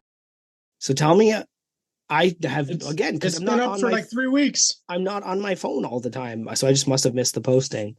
But I mean, at 170 pounds, what am I possibly going to do at a strongman competition? Well, I mean, like our range that we have is like we have we have 4 different classes. So we have a women's class, that's the big women, and then we have the big but new, that's our novice class. And so that's going to be all, weights and sizes. Open weight. And then we have our big men, which is our middleweight guys, and then our bigger men, which is our open guys. So, but you would have fit perfectly into that big but new class. Mm-hmm. I think that is totally possible for you. Would have been totally possible for you if you had gotten yourself signed up. But maybe yeah. All I'm saying is this is also why I can't miss the powerlifting registration, because like I just got boned. Can I suggest? Well, have Morgan download Discord, log in under your username, and just like beg her to scour. Oh yeah, and take her away from her Instagram reels, or she sends me 15 a fucking day. No, we're not gonna. All I know is if I miss the fucking powerlifting, and I'm in the same boat too, because like fourth quarter, I'm gonna be swamped. So like, yeah, I just hope they have the courtesy to just be like, all right, it's gonna be on this day, and then I'll just check it every 10-15 minutes, and then I'll just let my coworkers know, like, at any point I'm gonna like stop working for 15 minutes to go sign up, because I literally have like a $5,000 vacation riding on if I fucking can sign up for this or not. Well, so either way, I'm coming. Like, I want to point that out. I'm not coming if I don't. Well, and Steve said the same thing. He's like, if he can't compete, he's not coming. Either way, I'm coming. Just as an unpaid and underrated like host. And that's when I will get a media pass. Like, if I'm not lifting, I'm gonna tell Tanner. I'll ask him nicely, sorry. Like, just get me a media pass so that nobody looks at me funny when I'm going around taking videos. So I'll do you boys a solid, and I'll make sure at the day it goes live, I'll send it to your wives so they can call you. There we go. Man, I don't know if I mean, my wife phoning me. Some stranger just messaged me and said, "Get on Discord." She's like, "That's weird, right?" Is that how you? Because I've slid into like 27, 27 significant others DMs. I don't know. When you just said you were going to slide in my wife's DMs, I got a little like heart palpitations. I don't know if I like that. I hope I don't have the guest feel awkward when I do that, because I was like, fuck, I don't want him talking to my wife, but I don't know. It's just funny. That's the random. You were talking to my wife earlier. That's weird. Yeah, I talked to a lot of wives in this position that I'm in. You're gonna have to get over that. One thing I want to touch on for the Lift Hard Live Easy Strongman show. It's up to you and the conversation you had with Tanner of what you're allowed to say. So I listened to the live episode yesterday, for at least the portion where he talked about you being the essentially the director of the Strongman show. He hinted that he even like said that, like, take that, like, listen to what I'm saying, like, it's going to be something cool, essentially, that the fuck, what's the thing that you pick up? And why can't I think of the horse stall mats? Well, no, the fucking what is the fucking the Husafel? It's the Husafel, yeah. The Husafel is going to be something cool. So I'm going to guess, you don't have to, are you allowed to say what it is, or are you keeping it? No, okay, of course. So I'm going to guess that it's something. It's got to be something like crew adjacent. It's just a giant drink spotter. It's either going to be like something with Massonomics logo on it. The one thing that would be hysterical that I'm sure you're not going to do is if it was the one really famous clip of the guy with the huge fucking like 3 foot long black dick fucking swinging on the Husafel. I can't imagine you're going to do that at a family show, but like the way Tanner was like almost busting a gut and like really proud of whatever it was going to be. Okay, so you can't say what it is. Is it a complete concept right now, or is it something in the works? Like, is it something that's already getting produced and made, or is it completely? hair up your ass, it might not even happen. Well, it's definitely getting produced. I mean, we are in talks with a company to custom make it for us. That'll be cool. Um, Okay. but yeah, so like we just don't know like the finer details of like, like what I don't know what the dimensions look like yet. I'm still waiting on that. But like, yeah. Well, For doesn't a Husafel stone have to be a standard dimension? Otherwise, it's not a Husafel. Well, okay, so we're calling it a shield carry. Got it. Yeah. Okay. we don't, we don't want to spoil it. So yeah. How does that compare? So I got to ask now, Jakey Poo, how does running the Lift Hard Live Easy Classic compare to learning disc golf? Oh, they're both challenging for sure, absolutely. But I would say that learning disc golf came with a lot more cussing and a lot more frustration. Whereas, prepping a strongman for, all of these super dedicated, super interested Massonomics crew, like that's just fun, and, because of the way that Tanner works, I'll let you in behind the curtain. Tanner likes to work on Massonomics stuff at about 8:15 in the morning. Right as he gets to work, he starts drinking his coffee at work, and that's when he gets on the computer. And so for the last week or so, I mean, I've also been an 8:15 at work, working on these spreadsheets and getting. Oh yeah, I got a big one going for the Strongman show, and it has been fun.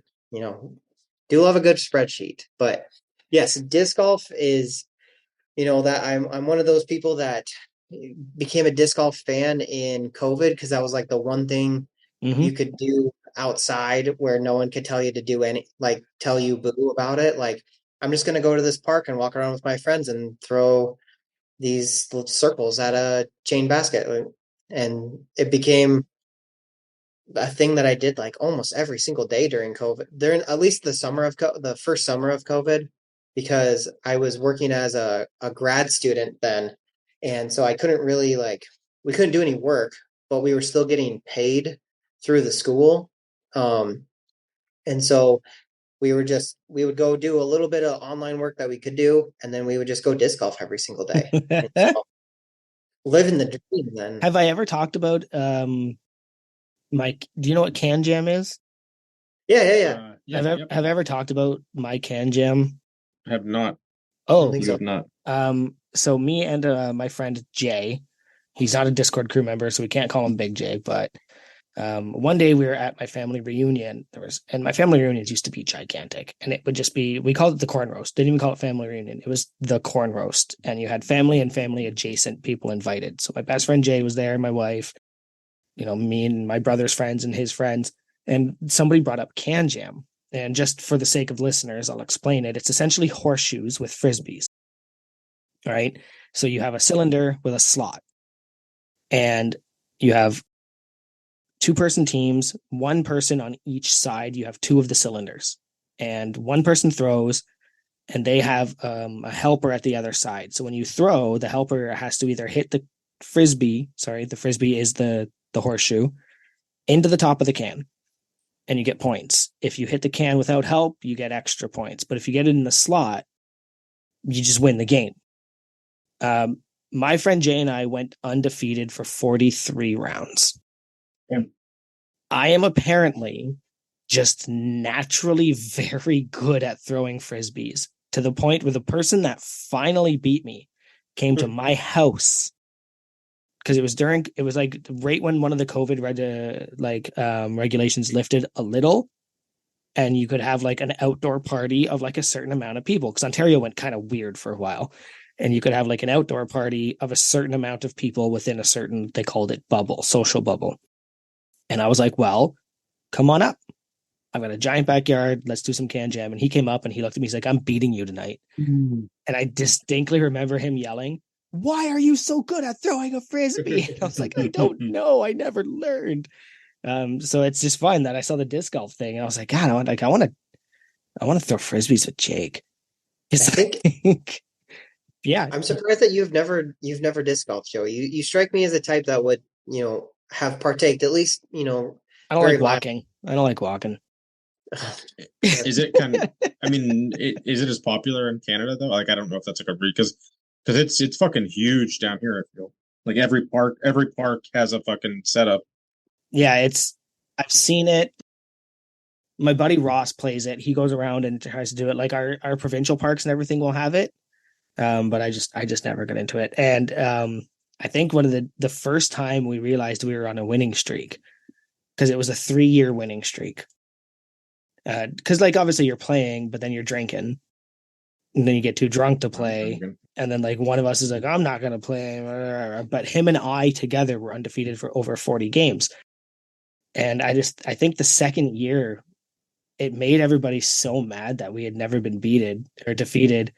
Like, no, the first year, sorry, we did a push up for every game we won. So we ended up doing like hundreds of push ups.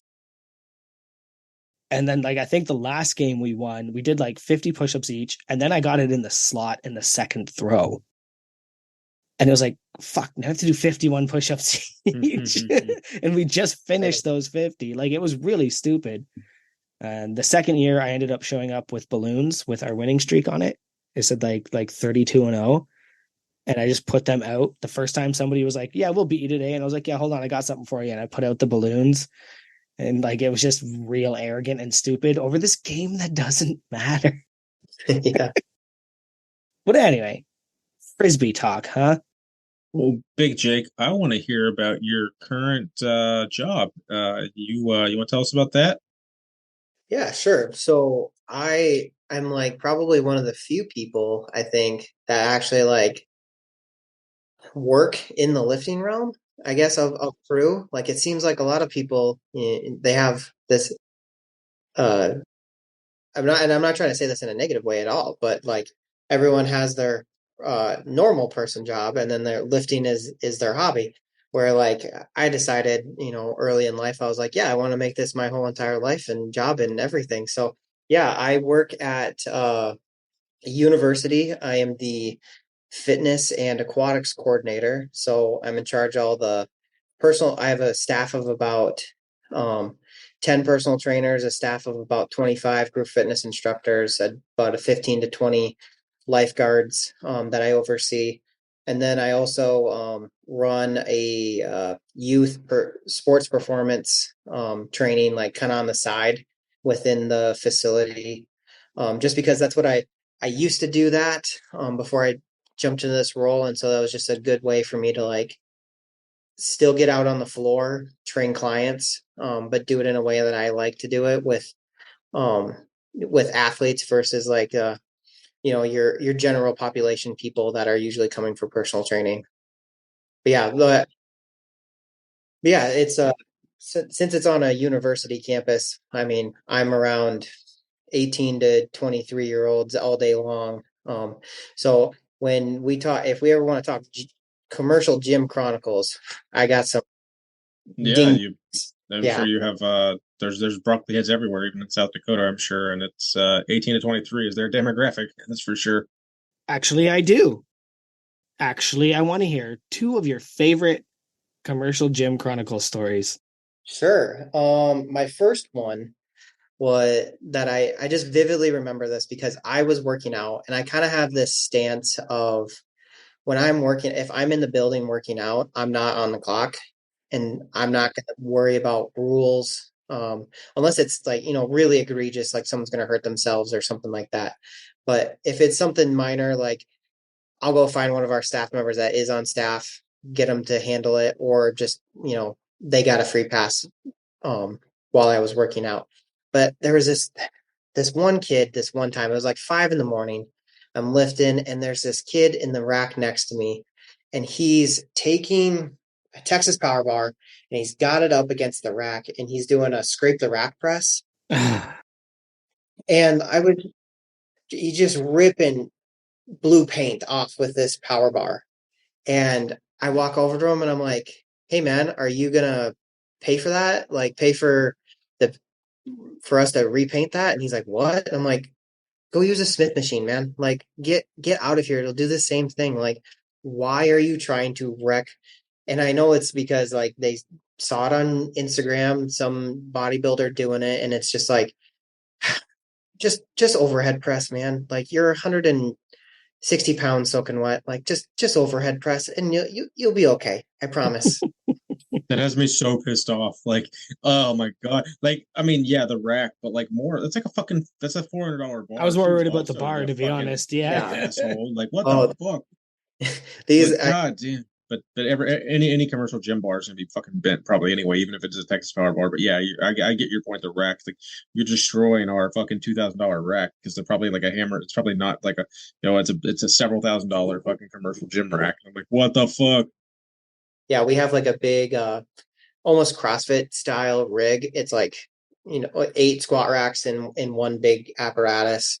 And yeah, so like, and we are I'm so lucky that like the person that was before me, he was a big power lifter too. And so he bought like 8 Texas power bars, and like these kids, they don't get it. Like they don't understand what they got in sitting in their hand. Like I had some kid once tell me, he's like, you're lifting a lot of weight for even these crappy bars. And I'm like, these are about the best bars you can get, boy. Like, you don't understand how good you have it. Like, I know they're used and abused because like thousands of people are using them every day, but come on, man. Like, I mean, did you break out the tried and true, in 1980, there was a, I, take No, and I can see getting frustrated about that, but I will tell you that somebody smarter than me once told me that a lot of the people that you meet in life have never had a leader.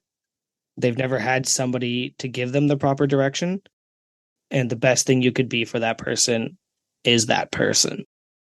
yeah. Right? So you see somebody doing that shit, and it's so easy to be like, you dummy, like, but really, you come over there and go, "Can I show you how to do this properly?" Yeah. Right? Yeah. And I know that, and I know that's probably what you would do. Like Mhm. it's, but that that's honestly probably more of the stance I take more often, and not yeah. even like to them, but like just let them go. Cause like I have my other coworkers get way more frustrated about, they're like, this guy was doing this on the cable stack. And I'm like, yeah, he's working out at 5:30 in the morning. Like, Yeah.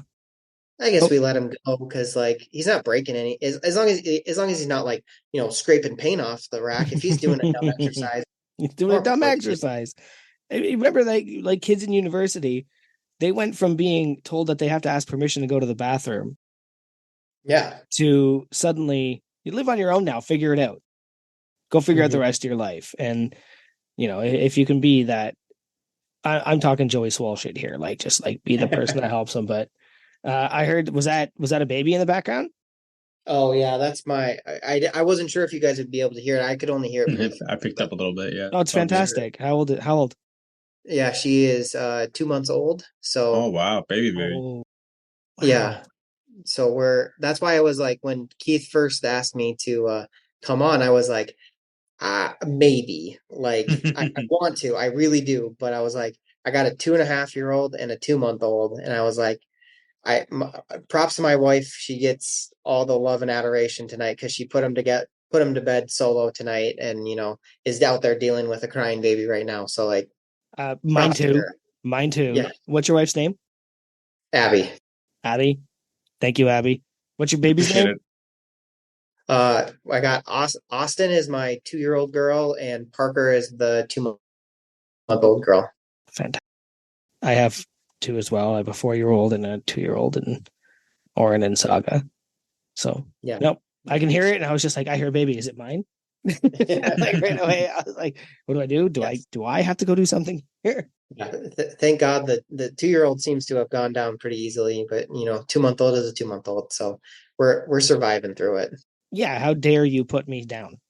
Like, yeah, Yeah, for I know real. the 2-month-old struggle. How dare you put me? And my 2-year-old is kind of like that now. I got up in the middle of the night last night. She was just like panicking, and I thought, because she won't sleep without my wife, and my son won't sleep without me, and it was like 4 a.m, and I just heard my daughter going, "Mama, mama, mama, mama," but my wife has had a cough for the past couple of days, so in my like stupid sleep brain, who, like I mentioned earlier, is like not drinking as much anymore, was like, my wife is dead because my daughter is losing her mind, sounds desperate, and my wife isn't answering. So like, yeah, if you're ever wondering what it's like to, That's the most terrifying thought I've ever heard in my life. Oh eh, God, yeah, That's it being a sucks. parent, man. losing my Yeah, wife would I just got up and was like, destroy my. "Is everything okay?" And I heard, "Go away." I was like, "Okay, that's all I needed."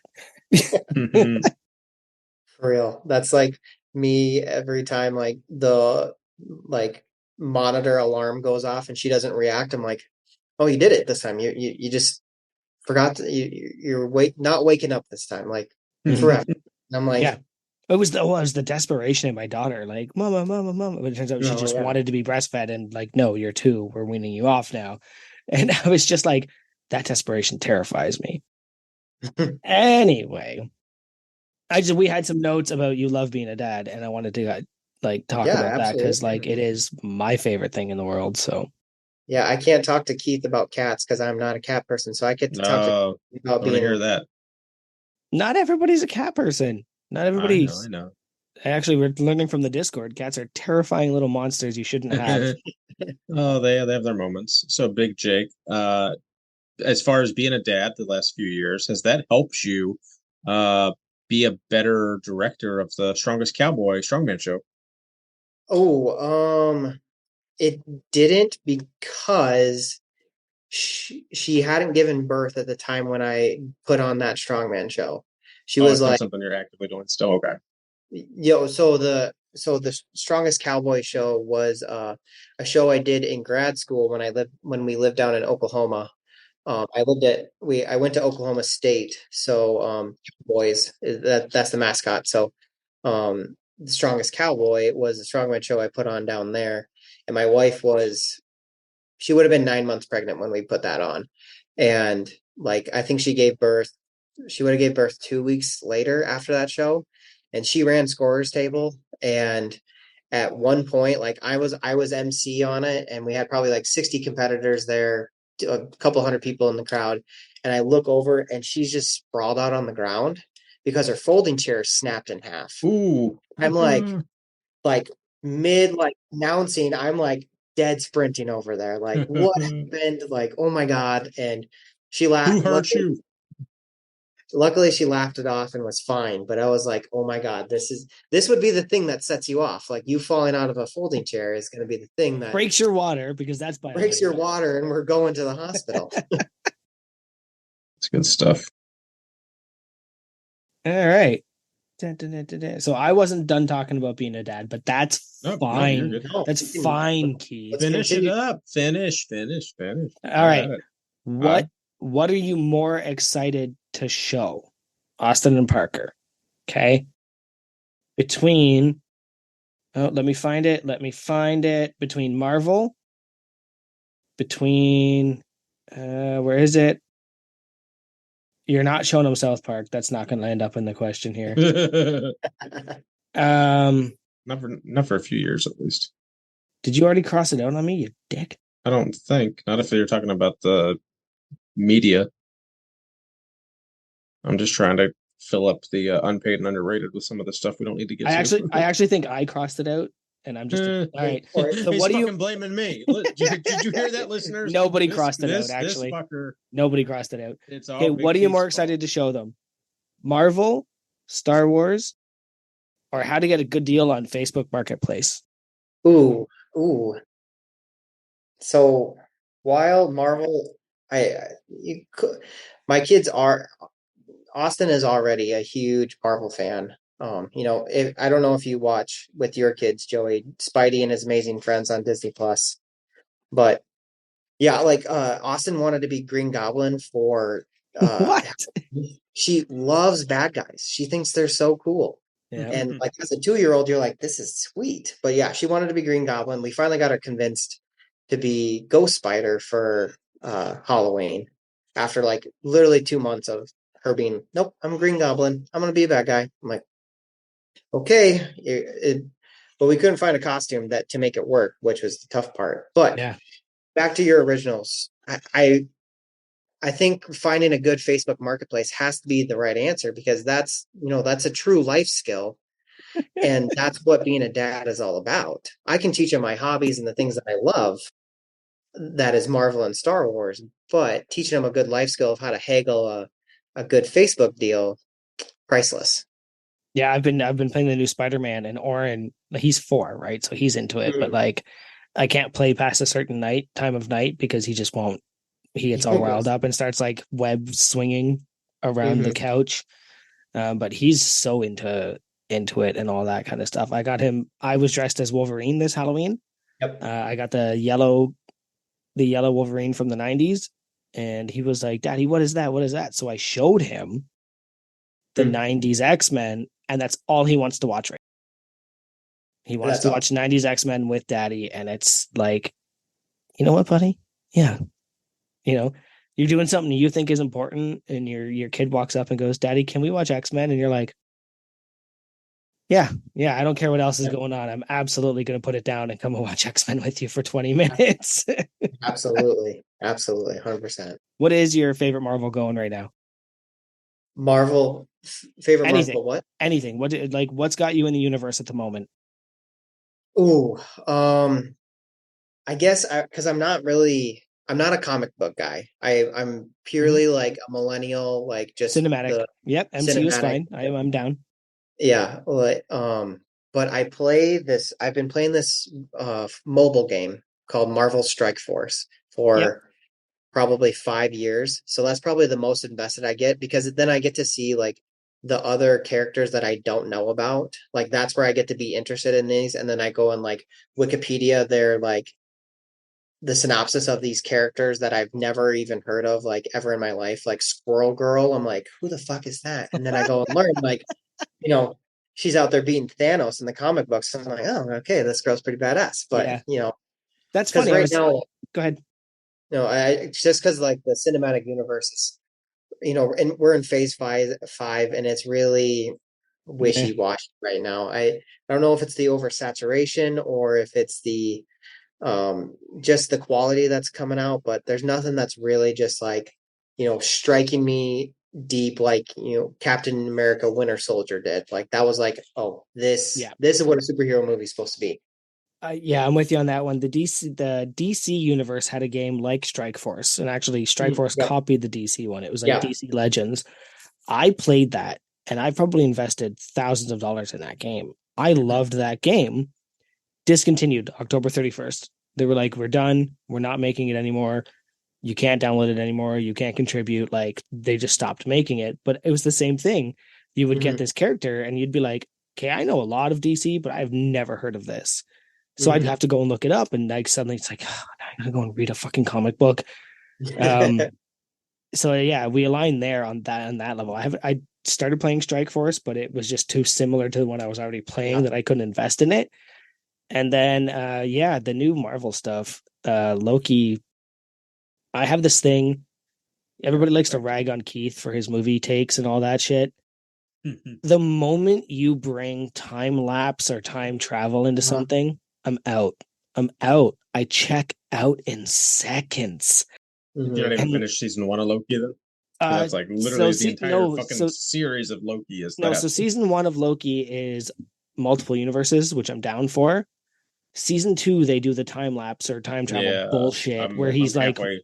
he's I'm talking halfway to through that. himself. Yeah. And the moment Yeah. it's one of those like he was behind himself the whole time. Whoa, like that's such a shock. It's not a shock. It's stupid. It's lazy, and I check right out. So Yeah. yeah, so I'm actually I not that into the new phase either. Yeah, and I just feel like the ones that really got me, like the movies like the Multiverse of Madness, or like the third Thor movie, not the third one, the fourth one, Mhm. Love and Thunder. Like they were so cheesy, and it was just like so off of, like, I know Marvel's more lighthearted than like DC is, but like you turned it too far where Yeah. it was just like that meme that got posted around that was like, it's so dumb it's good, and it's like, no, it's just dumb. Like, Yeah, I enjoy watching them because I watch movies for fun. yeah. But like Yeah, like Logan is really the top tier Marvel movie at the moment. Yeah. And so we're gonna see what Deadpool 3 is gonna do because Hugh Jackman's coming back. They've got him in the yellow costume. Hmm. But really now I'm watching what DC is gonna do because Aquaman's terrible. Flash was not a great movie. Like the only thing that made that movie even watchable was all of the Batman coming back Yeah, as they keep. cameos. Yeah. Yeah, Right? because we've got Clooney at the end for about 30 seconds too. Yeah, like the guy that ruined the Batman franchise showed up. I Yeah. like George Clooney. He was a terrible Batman. A terrible. He was the one that ruined that franchise. He was Nipples Batman. Like nobody cared. It's not his fault. Yeah, but either way, but it was fun to have them. They had all the other ones, but like that movie was terrible. So I haven't watched Blue Beetle yet. Blue Yeah. Beetle's I was just fucking gonna. shitty. I watched Blue Beetle a couple months ago. It was bad, and that's Yeah, like coming from a guy that like I love. no, you hate everything. Nobody's. I love Cobra Kai. Cobra Kai is fucking awesome, but that like Miguel and fucking Blue Beetle was just that was trash. It was such a fucking boring, Nope, stupid nobody movie. believes you. You gave Yeah. Snatch a 5. You gave Well, it's because Snatch I a thought it was about something 5. else. I don't even like I've watched that movie 20 fucking years ago. I don't remember. It was a lot of like drugs and shit though. Movie was amazing. I think it was very drug related. I'm not big on like fucking drugs, so I don't know. Gangsters. It wasn't drugs. I can't remember. Anyway, so There's a lot I've of I've movies. dominated this enough. You guys go Yeah. ahead. I'm gonna. So Big Jake, I want to know about your historical wrestling career and how you managed to break your collarbone right at the beginning of it. Yeah. So I decided, like a wise guy, to go out for wrestling my junior year of high school. So with no prior wrestling experience, go out for wrestling my junior year of high school. So I made it 4 days into practice. Before, and the reason that I ended up breaking my collarbone on the fourth day of practice was because we were co-opted with another school because the Yeah, school yeah, that I yeah. was so small. Wasn't big enough. Yep, yep. Yeah, so and the school that we were with had just gone to the state championship in football, and so all of their wrestlers were still like they got given the week off because state had been the week before practice was supposed to start. So I was wrestling at like 170, wrestling the heavyweight who probably weighed like 250 because that's all who was there for practice. And he bear hugs me, puts me down, and I I snapped that collarbone into about 12 pieces. I got a plate and about 8 screws in there. But Fuck. yeah, so That's probably gonna not the be that's gonna be fun for overhead shit the rest of your life. Fuck. I honestly it bothers me more when I bench press. Okay. Um, but it did take me a long time to yeah, I have good overhead I guess I mobility. could see that. Yeah. Um Do you have to like if you have a narrower versus wider stance or grip on your overhead, do you notice that like is affected by it at all? The collarbone itself, no, Yeah. not Okay. anymore. I mean, for several years, probably like my early college years of like heavy lifting, there'd be times where like I could be like, "Yep, I can just feel this scar tissue just like Ugh. in my AC joint." But like That just that hurts to hear. yeah, I mean, I'm that's like that was like 12 years ago at this point, I think, right?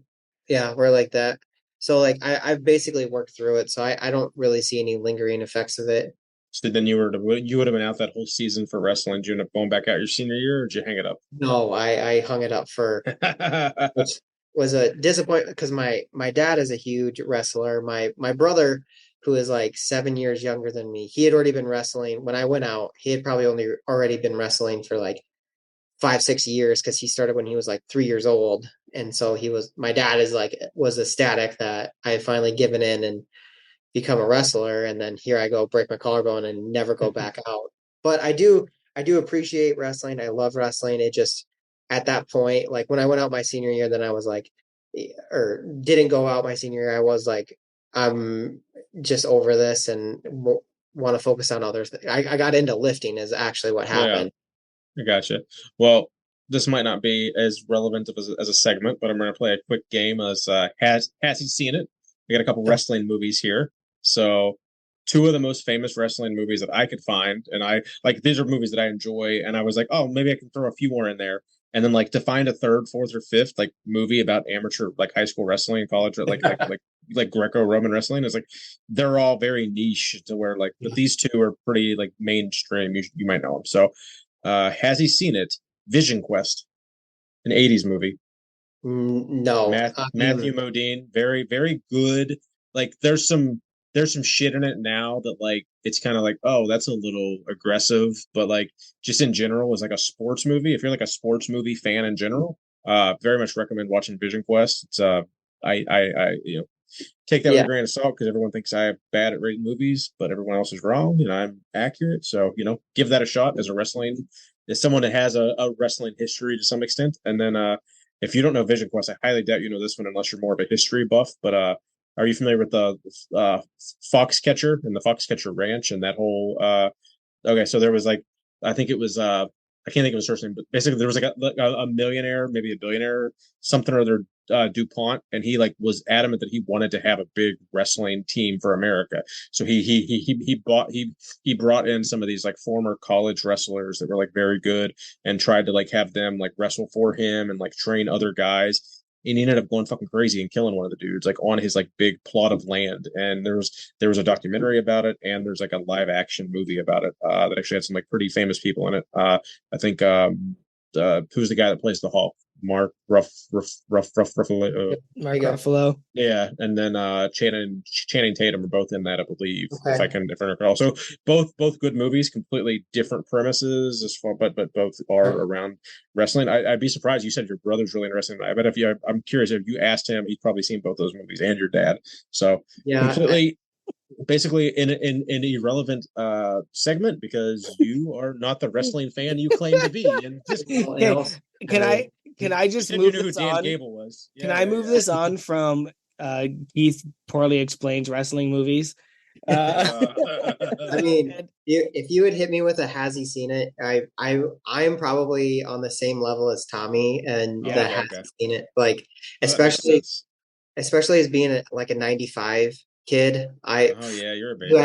You ask me an 80s movie like Oh god. I've Yeah, not that'd seen be it. like us watching a 70s movie. I get it. So I have two questions. What the fuck did that? What the fuck are you doing? Happy birthday, Joey. What the fuck? There's your balloons from Can Jam. That was so cool. I don't know how it happened. I think that's something Zoom's doing because I was listening to a podcast today. Vintage Rage Rob was interviewing Grant from the Strength Co. And I saw that, yeah. Grant had something coming up on his screen. Like it was like a thumbs up or something, but it was like an involuntary thing that Zoom was doing. Grant necessarily was doing it. So I'm curious. Oh, well, just keep in mind. Why you just had balloons on your screen? Because down here we all float. Okay, I got two questions. Who would win in a fight? A jackrabbit or a coyote? Well, as we saw this last weekend, if you're a purveyor of lower level college football, where my alma mater beat the SDSU Jackrabbits beat the South Dakota Coyotes pretty handedly, I'm always going to go with the Jackrabbit. The Jackrabbit, it's a fearsome competitor, especially nowadays.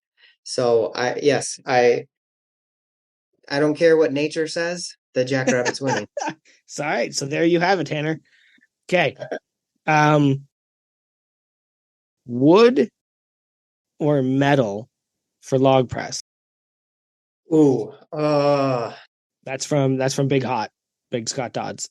I love that I still call him that, and then like we all I do. Specifically put it in for that. Yeah, that's so funny. Joey's gonna know what that is. Yeah, his wife called him that on the podcast. And I was like, well, that's him forever now. So wood or metal? You know, honestly, I'm trying to remember. I don't think I've ever lifted on a wooden one, just because it's like not that common for a competition to have a wooden log. Too many irregularities, right? Like you couldn't really calibrate wood. I think Steve Slater like makes them literally by hand, so it's like there's a company up here that makes them. Yeah, and it's like do I really want a wooden log for $300 when I can get the Titan one for like 150 or something like that? Like, Yeah. And like I have like a I my dad and I my dad's like a part-time woodworker guy. So we have like a wooden log like half built right now. We have to get like the metal parts like the handles and mhm.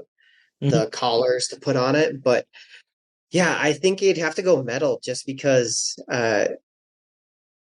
getting a wood log it's going to be so tricky because you could have like you get this portion of a log, but it could still be like one end of it is like heavier than the other just Oh, based yeah. off the density of the wood or so if you're not a guy that's like Steve Slater that's into this knows what he's doing.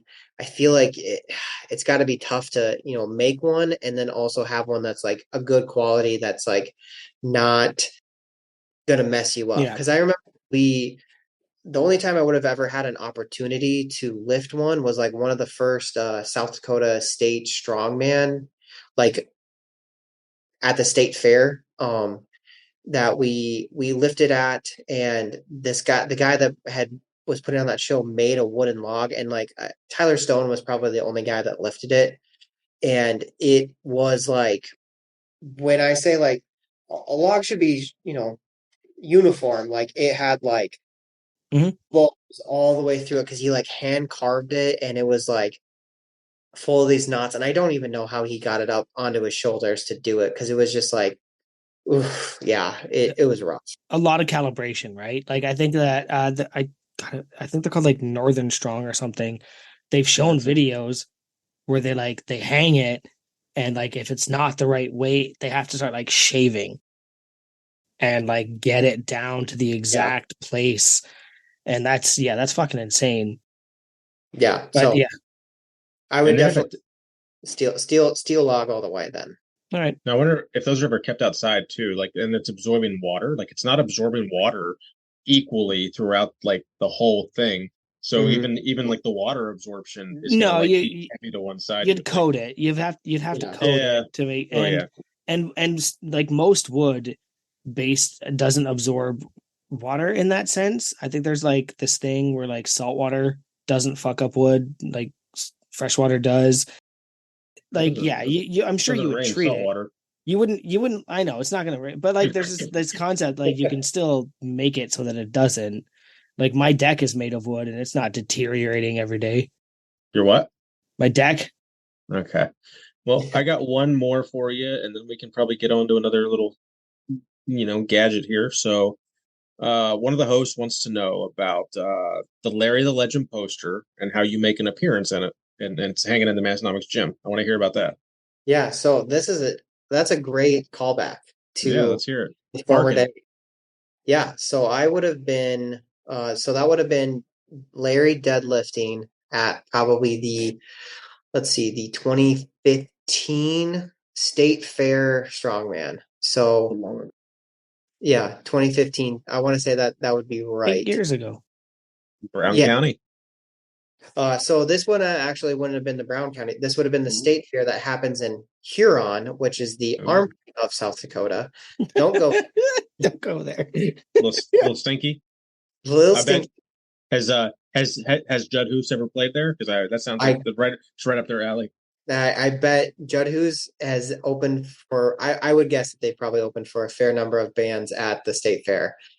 But Fair yeah, number.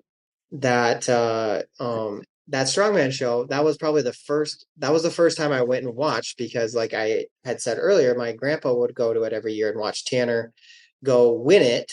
And so I went and finally watched it and so you can see me, little tiny Jake, probably weighing maybe 190 at that point, sitting in the background of that picture of Larry looking like a Greek god, just lifting, but yeah, so and I remember guys coming up to me after that one, like people that I knew that weren't lifting, like not Tanner, but like guys in the crowd and being like, "Oh, you gonna do it next year?" And I was like, "I'm not. No, that's not my thing." Like, because at that point because I was just starting lifting, I was probably like 2 years into lifting, so I was still in like this like major college gym bro, like I want to be a bodybuilder, but not actually be Biceps and triceps all yeah, day. like so like I was like, I'm not going to be that. And by the next year I went and competed with them. So like Nice. that's like the origin story of me becoming a strongman is going and watching Larry and Tanner and all the rest of those guys lift at And that. as far as the banner, like you were just in Massonomics gym one day and saw it, and you're like, "That's me in the fucking crowd," kind of thing. Or Yeah. that's Because awesome. like That's yeah, funny. because I remember I like kind of like Grayson, like I just inconsistently would go to Massonomics gym, on those free day passes that Tanner's so kind with. And I just remember showing up one day and I'm like, oh, I made it. I'm on the wall. Like, and then being so pumped about it. And then like a year later is when we had or like 2 years later probably would have been when we had like the 2018 Strongman Showdown, like the red shirt year. And Hmm. there's a picture of me up there now, like giving a woo at the crowd. Ooh, And so yeah, I'm up there too. I'm up there a couple times now, but yeah, that's the first one. nice. I am officially on the wall now. They didn't do the Friday night picture, but they did the Saturday post meet picture. But it's the one like there's multiple photos and like there's a couple like the ones that my wife took or ones that I like got from other people because it was like we were all doing like Yeah. a double bicep.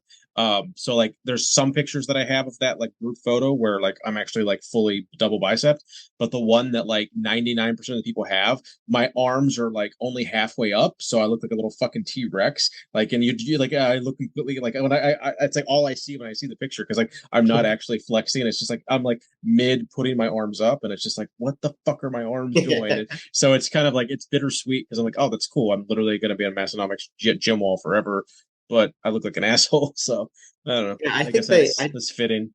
I Well, if think it that looks like a duck. I said it was fitting. So yeah, no, I got you. Yeah. I wholeheartedly agree though that Tanner should get a picture of the Friday night lift or the Friday night pre-party because that picture to me like is the epitome of that weekend. Like Yeah. that's them doing things differently than any other powerlifting meet. Like that's like 100%. So you know I would say if it were me, if I were Tanner and I was 10 feet taller and stronger, Wish I was. I would put that picture in the fulfillment center, mm, and I would That's leave the good. gym one in the gym because I didn't lift at the. I'm actually bummed I'm not in that picture because I was there for every event, was there all day. I was there, I was doing all that stuff, but I was not in the one at the Lift Hard, Live Easy. But that's because that was the event, and I yeah didn't belong in that picture. The Friday night one, I would say, I'd Tanner, if you're listening, maybe put that one in the fulfillment center because I think that one's the Massonomics, the That's fair. podcast, the Discord, all the other stuff. The gym one belongs in the gym. That would be yeah where I would put it. But I again, think I that I don't. like yeah I'm not Tanner. It only happens a couple times a week, Joey, but I full heartedly agree with you on that. All right. Um, I think it's time to move on. Hmm. Been a hell of a conversation. Like, just wow. I honestly was like, I don't know. Like, I don't think I've had much talk with Jake, and this has been fucking amazing. So I do have to wrangle it in though, because we got stuff to do. It's 10:30. We're going on 2 hours already. I Let's want do to it. talk to you guys about obsidian pneumonia. I'm not going to talk too much about obsidian pneumonia. We've already had people doing sniffs on camera like twice now this week. Just keep in mind, we've got our code unpaid. I know some of you are using it. I've been seeing it come in. Um, best smelling salts, Massonomics adjacent. They helped or they sponsored the Live Hard, Live Easy. They're sponsoring so many of probably events you're already in. So, check them out. It's hypedust.com. I don't think slash unpaid works yet, but use our code. They Vote just on did a paid. huge sale. It was like 33% off or something like that, but I think that's That's done for good. now. So follow them on Mm. Instagram because you can get some really decent deals. If our code isn't what suits you, wait for those deals. it can't say enough about them. Their menthol from back in the day. I remember I took that to like one of the first strongmans I ever did, down in Texas, and I remember handing it to a guy that I didn't even know, and it hit him, and he just like about threw his neck out of place, and he was like, "What the fuck is that?" And I was like, "That's that menthol from Obsidian." And he was like, "Okay, I'm an Obsidian guy now." And I was like, "Ah, Yeah. good Yeah. hand." Good stuff. At my first meet, I think I brought my own because I just wasn't sure. And I do remember handing it to a guy. He's like, "Yeah, sure, I'll try it." And he goes, Bob, he does his left. He comes back to me and he's just like, he looks like the Michael Jordan crying meme. He's just like, his eyes are shot and he's crying. And he goes, "That really helped, but I don't think I want that again." little And little too much. that was just Super Saiyan. Like it wasn't even nosebleed, right? That's how I felt at the Lift Hard Live Easy. I took the like a brand new bottle of the custom stuff that they made. Yeah. And I don't remember if it was before my second or my third squat, but I hit it and I remember just screaming in the back. I in the back room. I was fuck, jeez, like, and then like two lifters after me. Here's Jonathan on the platform, just nose deep in it. Oh, Like, he does. I was like, "How, dude?" I No, literally I think he's faking it. He's breathing out or something. Like, cause he goes like he must not be I don't know. I've seen him do it 100 times, and he's like up there. He's like licking the bottle or something. Like he's crazy with ammonia. Yeah, because I remember I didn't even say like good lift or anything. I just went, "How the fuck do you do that, man? Like that stuff is hurt." Yeah. I know the trick. He just borrowed Grayson's bottle that wasn't activated yet, so it was just all for show. It was all a ploy. All right. Well, yeah. Go ahead. Big Jake, do you want to play a little game of unpaid or underrated? As you mentioned, you've listened to multiple episodes this week. I don't need to go over the rules then, do I? No, I have, I'm well over 400 episodes into, overrated, underrated, unpaid or underrated. So, I'm very, I'm very ready to give you my druthers on All this. right. So I'm going to stick with the whole sticking stuff up your nose aspect for the first one here. So unpaid or underrated. Plugging your nose when you jump into a swimming pool. Ooh, okay. This is so unpaid. And good thing that Joey's not here because I can say, I don't know if Joey's a pro plugging your nose, but if you let your kids plug their nose, your kids are going to be soft. Just jump in the pool, figure out how to breathe. You're going to be fine. So yeah, that nothing drives me up a wall more than seeing a kid go like this to jump in a body of water. Just come on. Now, being at the gym all day and like probably just glancing over at the pool here and there, do you see adults do it too? Like, or is it solely kids? No, I don't, just because like a lot of the people that do utilize the pool are like older and like they're like walking in instead of Oh like yeah, just getting ready to do their laps and stuff. All Yeah. right, so Joey, he rated plugging your nose when jumping into the pool as unpaid. I think a lot of people may be able to agree with that. I don't know. I don't have kids, so I can't speak to that. If I'm diving, I don't plug. But if I'm doing something stupid, I'm plugging. So if I'm going in like feet first, I'm plugging up. Yeah. No, All right. you got to own it, or at least know how to blow air out of your nose. Just if you're gonna do something stupid, full send the stupid and just let that water get out of your nose. All right. So where are we staying together at the Live Hard Live Easy? You and I are going to go stupid shit into the pool and see who comes up going. I have so Big Eddie stayed out at Richmond Lake, which is shortly or like a little ways out of town. My grandparents have a cabin out there. We can go harass Big Eddie as he's at his Airbnb. We can stay out there. Yeah, absolutely. That's Big Eddie W for anyone not familiar. All right, so my second one here. I think you're gonna have the same answer, but let's go ahead and give it a shot. 10-pound weight plates. Ooh, actually super underrated. No, yeah, even when they break your toe.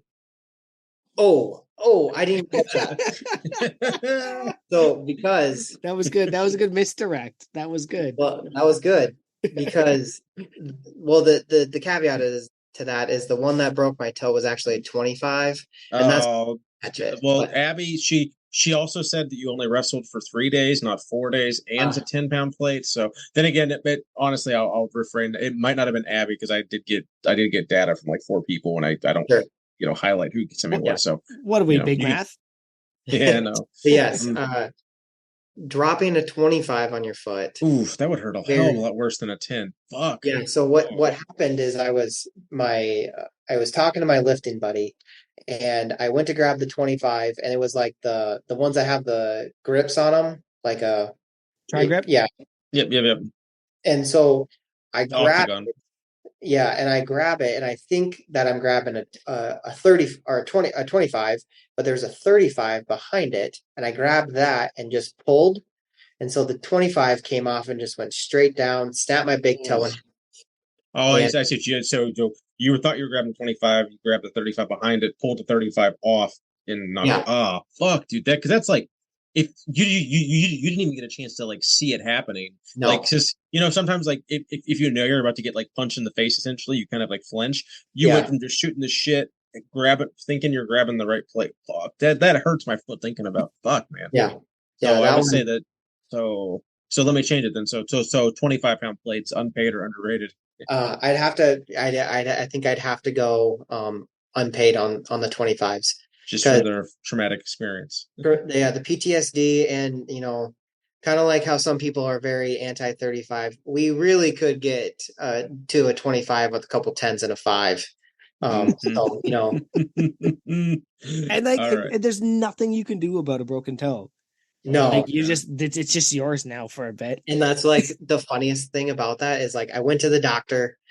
Um, they took me to the doctor. I go in there, they get X-rays, and I'm sitting in the like doctor's the room for like a half hour. And then finally the doctor comes in. He doesn't even like fully crack the door. He just comes in like, "Hey, here's a boot."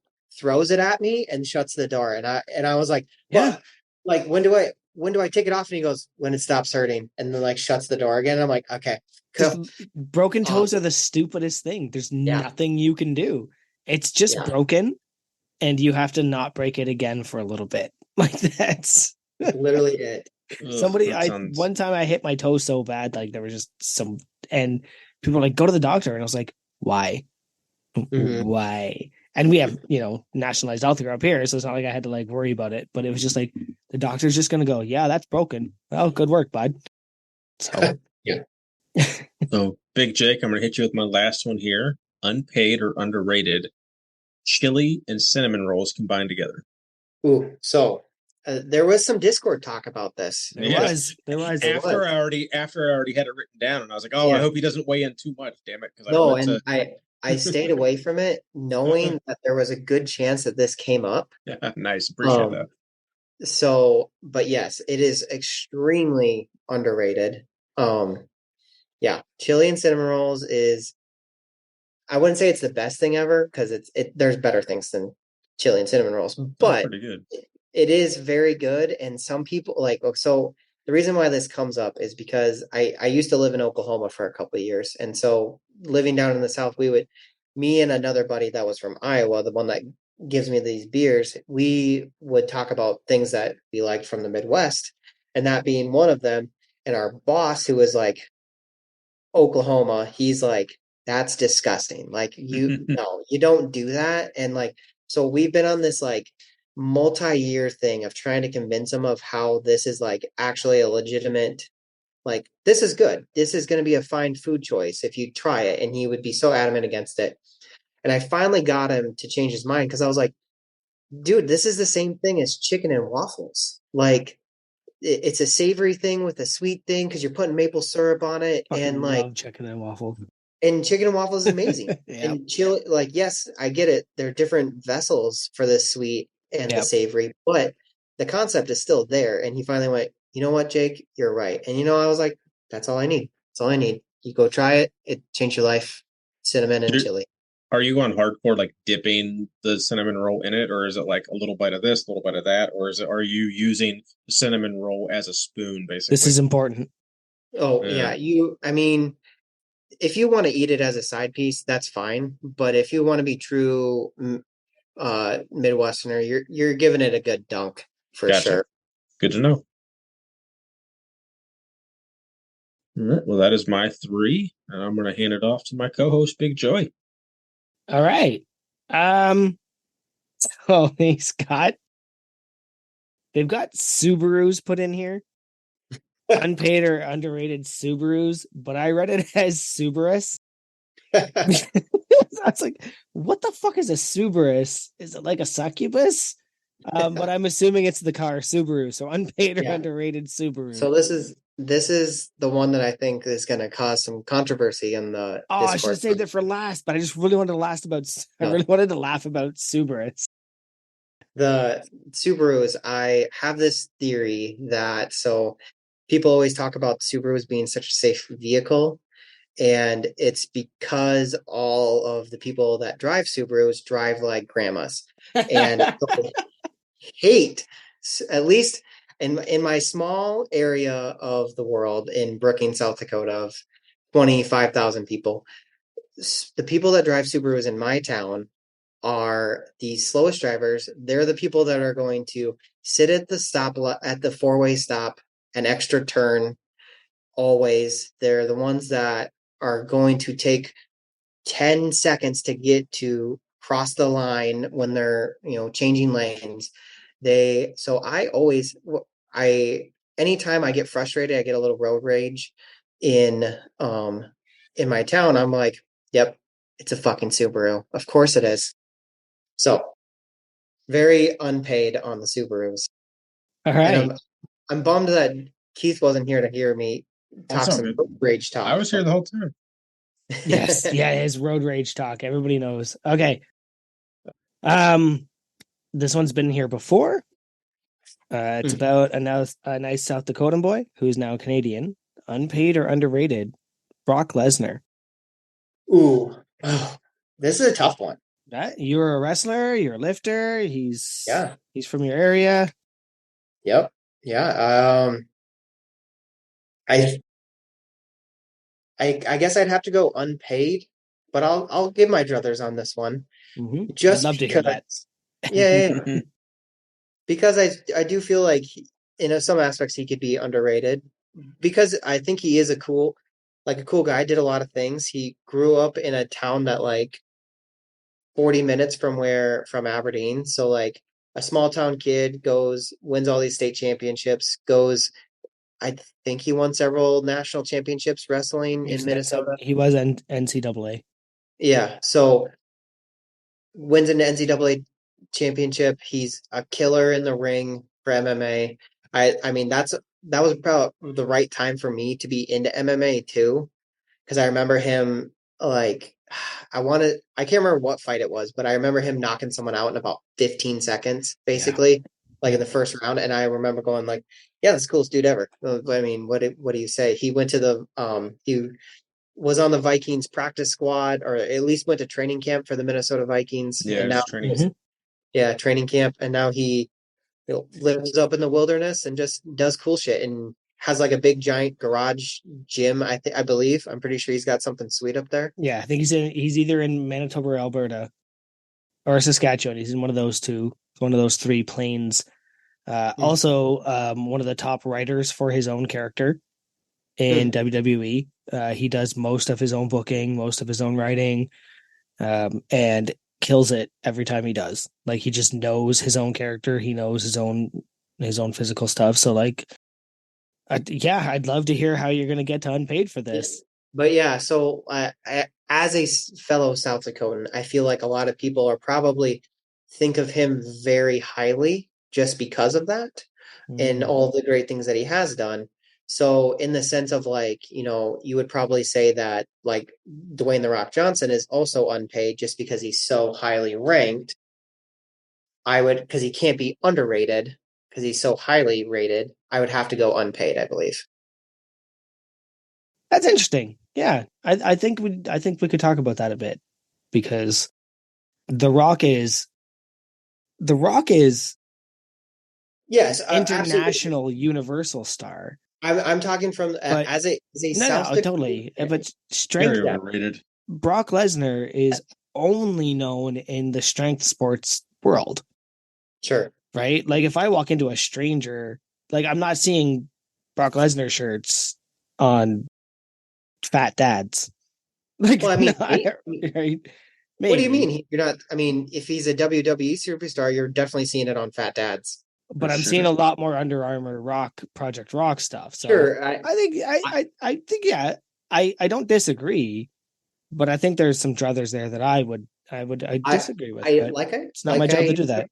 Yeah, I use my druthers to counter argument myself, just because I don't fully agree with it either. But right, you travel along it, and you're just like, damn it, I got somewhere I didn't want to be. The only rule is you don't ride the line. So as long as you don't do that, you're golden. Yeah. All right. Last but not least, unpaid or underrated. Strongman competitors who want to know every goddamn last detail of the events 10 months before. Ooh. So while this, luckily no one's been too intense about this. We did get into a little thing about the shield carry in the Discord, and I do appreciate. I think I'll have to go underrated, because I appreciate a strongman show that gives out their event details in advance. I do appreciate it. I think as a competitor myself, it's good to know that stuff, because if you haven't, like, say we threw in a tire flip and you haven't trained a tire flip at all, like, that's a dangerous move. And so, like, and I think it shows poor planning if you don't have a solid idea of your events, a good amount of time in advance, and you show, like, you have competitors show up the day of and you're like, we're changing it to this. And, like, to me, that's putting out a poor product, and that's, not fair to the competitor. It doesn't let them give the spectators that show up to show it the best show, because they weren't able to, like, properly prepare for it. So I think I'd have to go unpaid or underrated on it. But if you get really annoying about it, I'm just not going to answer. I know, and then I know that there was one time on the podcast where somebody had complained that they didn't get the events. I think it was either for the Arnold or the Shaw. And I want to point out that you said if you're not prepared, you're not going to give the spectators a good show. I had never heard that perspective. I don't think I even considered that perspective. I was always thinking about it from the athlete's point of view. So good work. Like, that's honestly, that's so refreshing and amazing to hear, because you're right. Somebody walks in hesitant to do the event because they haven't been training it. That's not going to be a good show. So good call on that one. Good call, man. To me, it's like if you went to a powerlifting meet and then, like, you have all the top level powerlifters show up, and then you're like, everyone has to switch their deadlift stance.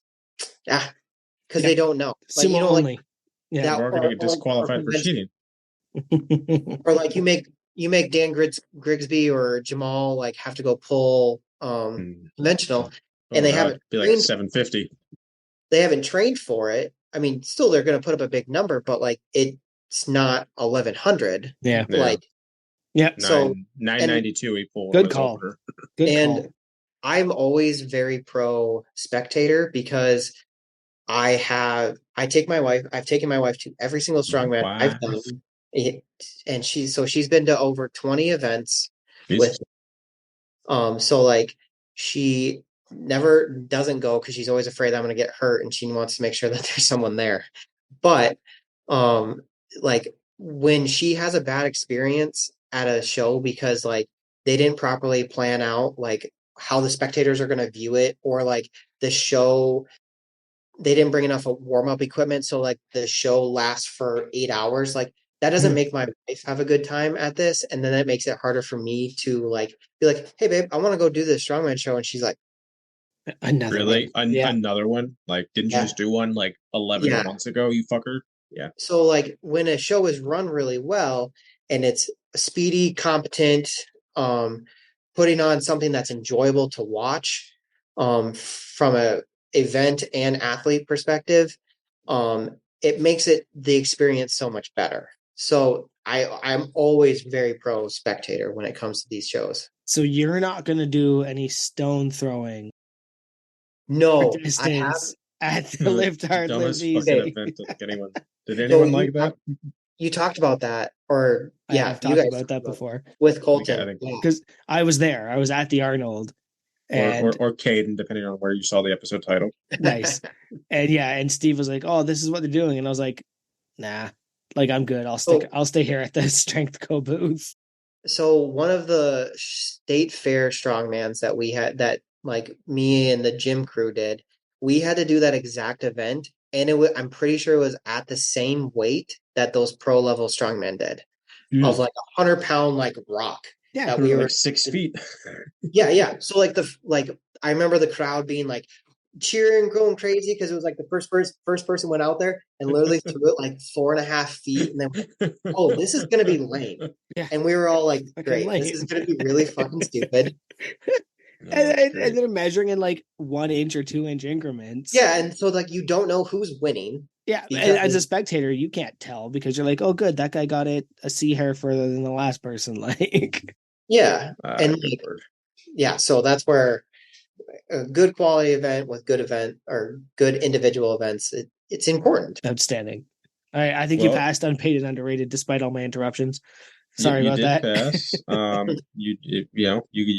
You won all the marbles, as if you will. I do have one quick thing. One of your buddies, I can't think. I'd have to go scour Instagram. I think it was.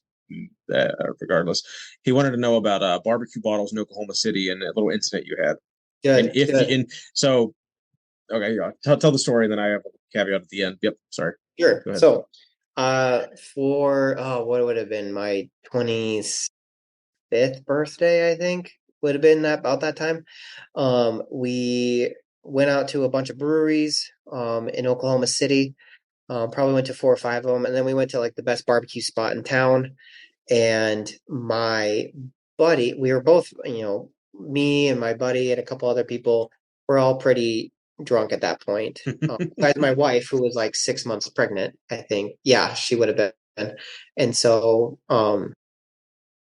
we go to this barbecue place. We're about to eat, and I can't get the barbecue sauce to come out of the bottle. I set it down, whatever. I'm like, fine. It's just like, gummed up at the top. I leave it alone. I'm like, I'll just use a different one. And then like I look over and he's got that barbecue sauce on his thing. And I'm like, oh, perfect. He got it unclogged. I go to take it, and he, unbeknownst to me, had unscrewed the lid to pour it out and then just set it back on top.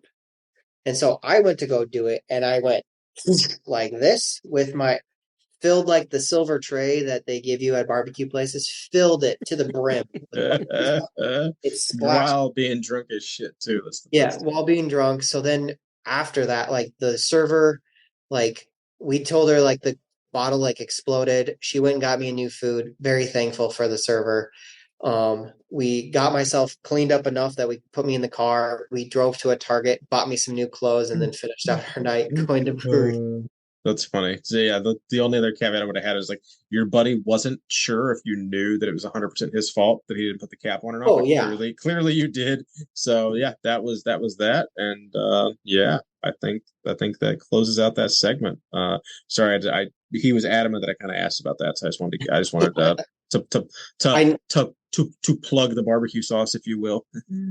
I knew that Dayton would have to bring up That's some stupid story, and that would be the one that he would most definitely want. all right. Well, we are at that time where we allow the crew guests to ask the host anything he has on, anything you have on the docket to ask Joey or I. Yeah, I did make a sticky note while I was at work. So I got, Hell yeah. yeah, I'm prepared. I have, well, first I just wanted to, we briefly Joey tried to talk Star Wars a little bit ago, but we went into a Marvel tangent. But I was listening to, it was either Chris's episode, I think, because you were talking about how you hadn't seen Andor yet, the TV show. He And refused to watch it, I believe. He started it and gave up on it because It's it was boring as shit. yeah, Boring as shit. I like so Andor.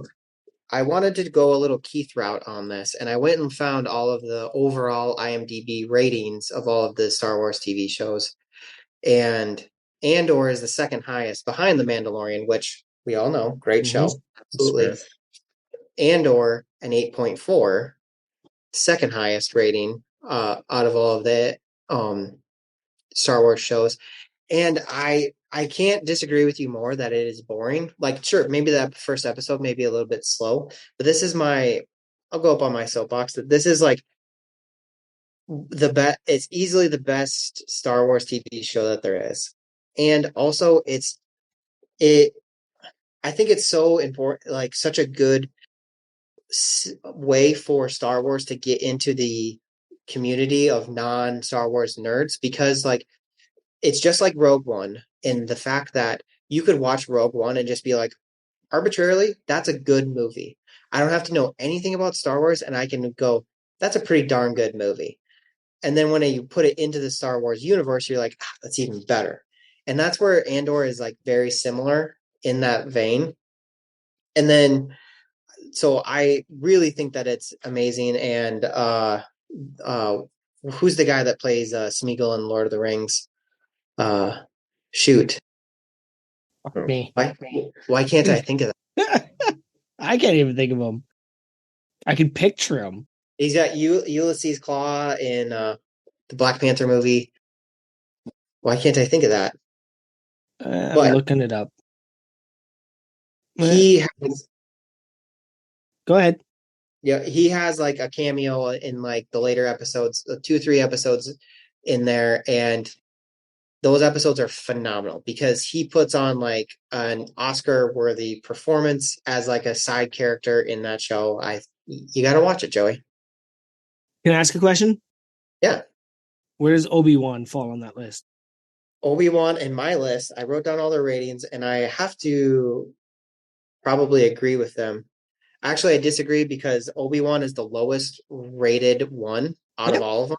And I I think loved the hell out of Obi-Wan. so. To me, Obi-Wan is fan pandering to just the all 10th degree of like this. And don't get me wrong, the Darth Vader Obi-Wan fight is amazing. It's probably the best fight, top 3 fight in Star Wars, no doubt about it. And it's phenomenal, and it pulls on your heart when the he says Anakin is dead, like that. That's emotional and amazing. But the rest of the show is really like it really just messes with the continuity of the other TV episodes, like that he talks to Luke at the end of the show. I'm like, what? Luke didn't know who Yeah, this that he's was this old yeah, crazy guy, but you're gonna go was hello there wonky. just so he could say the hello there thing, and all the fans can go, then you did the thing. Like that's stupid. Yeah. So in wrestling, we call that a work or marking, Yeah, right? So when somebody marks out to something, um, yeah, all right, I'll give it a try, but like it was still fucking boring. Like I'm not like I don't watch boring things on purpose. I could pick up a book and be bored. it will Um, be. It gets better, and I think when you probably should truly give it another try is maybe when the second season comes out and you can maybe binge it because I feel like the second season is going to be much more action packed because it's leading into Rogue One. It's supposed to be a Mhm. direct tie-in to how Rogue One. So I think yeah, you sound like somebody who's trying to convince me to go jogging. It sucks at first, but you just have to get through the terrible part, and then eventually you'll like it. Well, I'm just, I'm just you said teasing you. I'm just yeah, you teasing yeah, said you. I you said like. I'm not gonna watch it. Same with the Clone Wars, and the thing is, like, I have enough superficial knowledge of Star Wars to talk to you guys about it, but I'm not that sure, like that into Star Wars. I sure, would call myself like, yeah, all right. I brought up wrestling already. Like you have your marks, or the people that believe it's real. You have your smart marks, the people that know it's not real but still treat it like it is. You have your casuals who just like tune in and out and all that. Like I would be a smart mark. I would be that mid level of like I know enough and I love watching it, but like sure. if it's boring, I'm not gonna pay that much attention. I can So respect that for sure. for with and I'm honestly more of a Star Trek fan, but I don't have as much knowledge of Star Trek because Star Trek doesn't have the years of lore Sure. that Star Wars has. So yeah, sure. I mean, I'll watch it eventually. Yeah. I had to throw it out there because you had said it, and I was like, you know what, that's my favorite one. So, I got to root for the things you like. Of Just course. like just like Keith being very adamant about his hatred of Will Ferrell. Like you got to stand by it, even if it's wrong. So, So was there a question there or just a request? no, I just wanted to discuss that. All right. The request is to watch Andor. Got it. Yeah, yeah. Well, I have a question for you then, real quick. You said that you didn't rate Obi-Wan as the least. What do you rate as the least?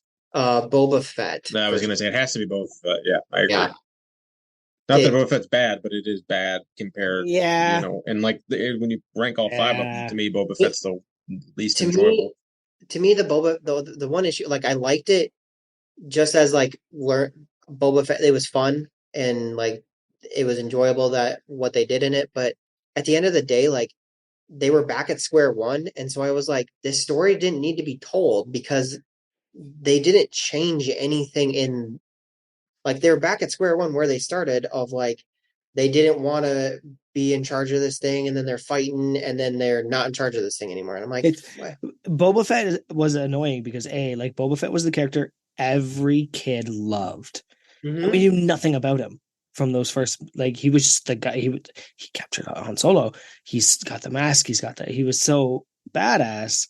You can Then he fly. died, like just out of mm-hmm. nowhere.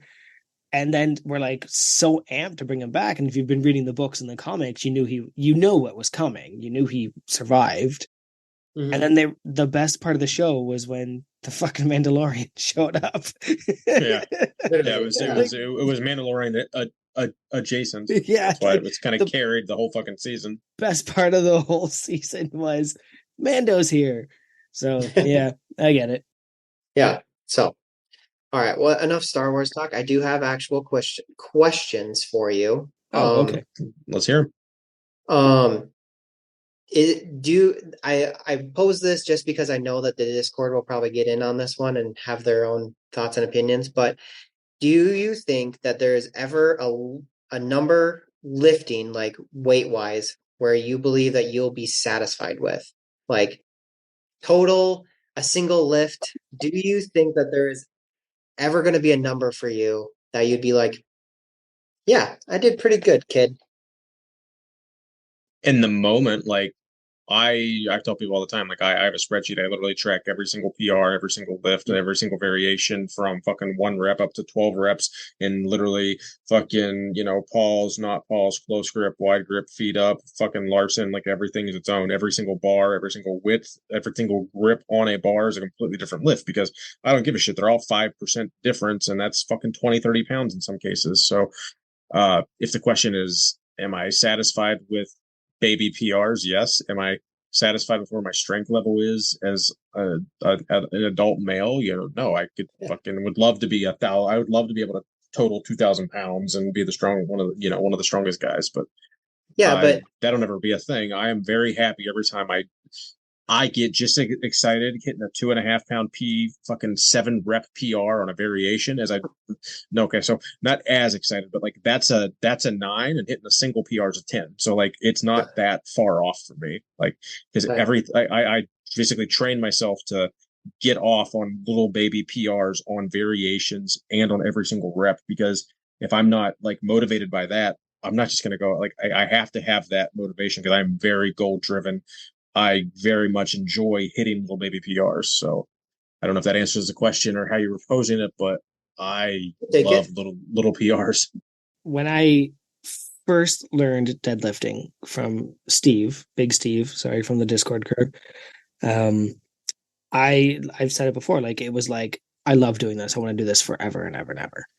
And Mhm. then I think when I eventually ended up putting the deadlift platform in the backyard, and my deadlift platform was 3 pieces of wood. Oh, The I, piece I of went I went and looked. I went and Yep, looked. it I was the saw it. piece of wood I stood on, and there was the pieces of wood that the weights landed on. And I told myself, my body weight, my goals, my condition, 3 plates is fine. If I Mhm. ever get to that, I know I'm stronger than most average people. I can stop there. And then the answer was, no, you fucking can't. Like, no, you can't. Like, you get there and you go, that kind of went pretty easy. And at the time, I wasn't even doing a program. I was maxing out every week. Mm-hmm. Right. And that's like, okay, but like, what if I added a couple? Like, all right, and then yeah, and then you do 365, then you're like, well, now 405's in there because like it's only 40 pounds. My kid weighs 40 pounds. I can do that. And you just keep fucking going. So um I think that I don't have a total or a goal for weight that I'm interested in stopping at. I think um when I'm done paying for programming, when I'm done dedicating hours and hours to it, and when I'm tired is when I'm done. Sure. Like I think I've already expressed that I think the Lift Hard Live Easy will probably be my last lifting meet because like I'll be 40 next year and I'm tired and it's like you I have a job and all these things, but then at the same time like maybe I'll get there and go nah I could do another. But I would say no. There Yeah. was, but at the same time, no, because then I might want to do strongman. Sure. Maybe I go and just start throwing logs, and I want to do Highland games. Like, no, I don't think there is an end goal to strength training because, like, your body can do so many things when you treat it well, Mm. right? And Yeah. your incrementals, like Keith was saying, matter so much. I don't measure those incrementals like he does. I don't have that kind of shit. I'm happy he does, but I Yeah. don't. But there's good like I'm done. I'm tired. I'm tired. Then somebody's like, hey, dude, yeah, you want to come do a deadlift competition? And you're like, fuck yeah, I do. Like, what? Sure. So, no. Yeah. Okay. No, no, I'm no. I gonna add like one it. more thing to that real quick. So like I was just thinking about this. So like as of now, I don't care. Like I've been lifting from like 29 to 38. But Mhm. once I'm like in my 40s and 50s, I might start like a whole new fucking column and be like, these are my PRs in my 40s. These are my 40. I don't know, like 40s. I still should be I should still be as strong at 45 as I was 35, give or take. But like 50, like it's gonna be hard to fucking like my rep PRs ain't gonna be the same at 50 fucking five as it was at 35. You know what I mean? So like Mhm. at some point, I think for my own mentality and my own ability to like get endorphins from just that like placebo effect of like, oh, I'm stronger now than I was there. Like I'm gonna have to like break it down by like masters 55. I'm gonna have to do something where I am doing like an age division PR or something like in my own head just to be like what I, I did at 60 is just as impressive as what I did at fucking 35, even though it's 100 pounds less. Like I, I have you every know, intention of fucking lifting until I'm 80, 90 years old or some yeah, shit. I'm just saying, like, there might be a time where I stop trying to get stronger, Mhm. Yeah. but Yeah, just maintain staying it. Until, strong is different. I yep. had a guy Until today the, at my work ask me, and he was telling me he's disabled, he blah blah blah, and he was like, he was just shooting the shit with me, right? Like he wasn't. We were just chatting. He's known me for a couple of years, and then I was like, he's like, well, why do you do squats? Like, what does that accomplish? And I was like, because when I'm 60, I want to get off the toilet. Mhm. And he looked at me and he was like, as somebody who's disabled, I wish I had thought like you at your age. Yeah. And that matters. So there might be a time Mhm. where I don't want to keep getting stronger, but staying strong and using my strength might be, where I end up. Yeah. Yeah, and I love that answer. I think I think that's what all is inside of all of us is like, I got 5 more pounds. I got 2.5 more pounds. And so you'd never know where that limit is. Mm. I've always told myself in my brain that if I ever deadlifted 700 pounds, like on a straight bar, normal, like if I didn't hit a PR after that on deadlift, I think I'd be okay. Mm-hmm. And I say that now. I probably be like, So I it could probably, happens. yeah, until it happens. Yeah. Right now, I've thought that for a long time. That like 700 pounds, I'm like, there, there are not that many people that do that. So like, if I did that, I think I'd be satisfied. Doesn't mean I would stop trying, or that I would stop strength training or anything along those lines. But I think that's a number I could look back on and be like, that was pretty good. Yeah, but You you're know? also 20 years younger than me. Yeah, and so Like you maybe, might hit 700 and go like, I got 705, right? Like, It yeah. would be, what's really impressive though, if you pull 700 pounds and you can fit into a medium shirt, that's pretty cool. I mean, it doesn't fit well, but Well, I mean, it's on. I don't. Yeah, We don't see your nipples, so at least it has to be We covering those we up. call that equipped. yeah, Yeah, basically. because there's so much tension on the shirt. Absolutely. All right, buddy. You got one more for us Yeah. or two? Um, Whatever you got. It's only two. Where are you at? Doesn't matter. yeah, I was hoping that we weren't going to go so long because I was like, I don't want to be the guy that's going forever, and then Nope. all of a sudden, Time I'm like, flies when you're having Might as fun. well just hit a no, we're record having a now. blast. Ask your question. We All what you right. got?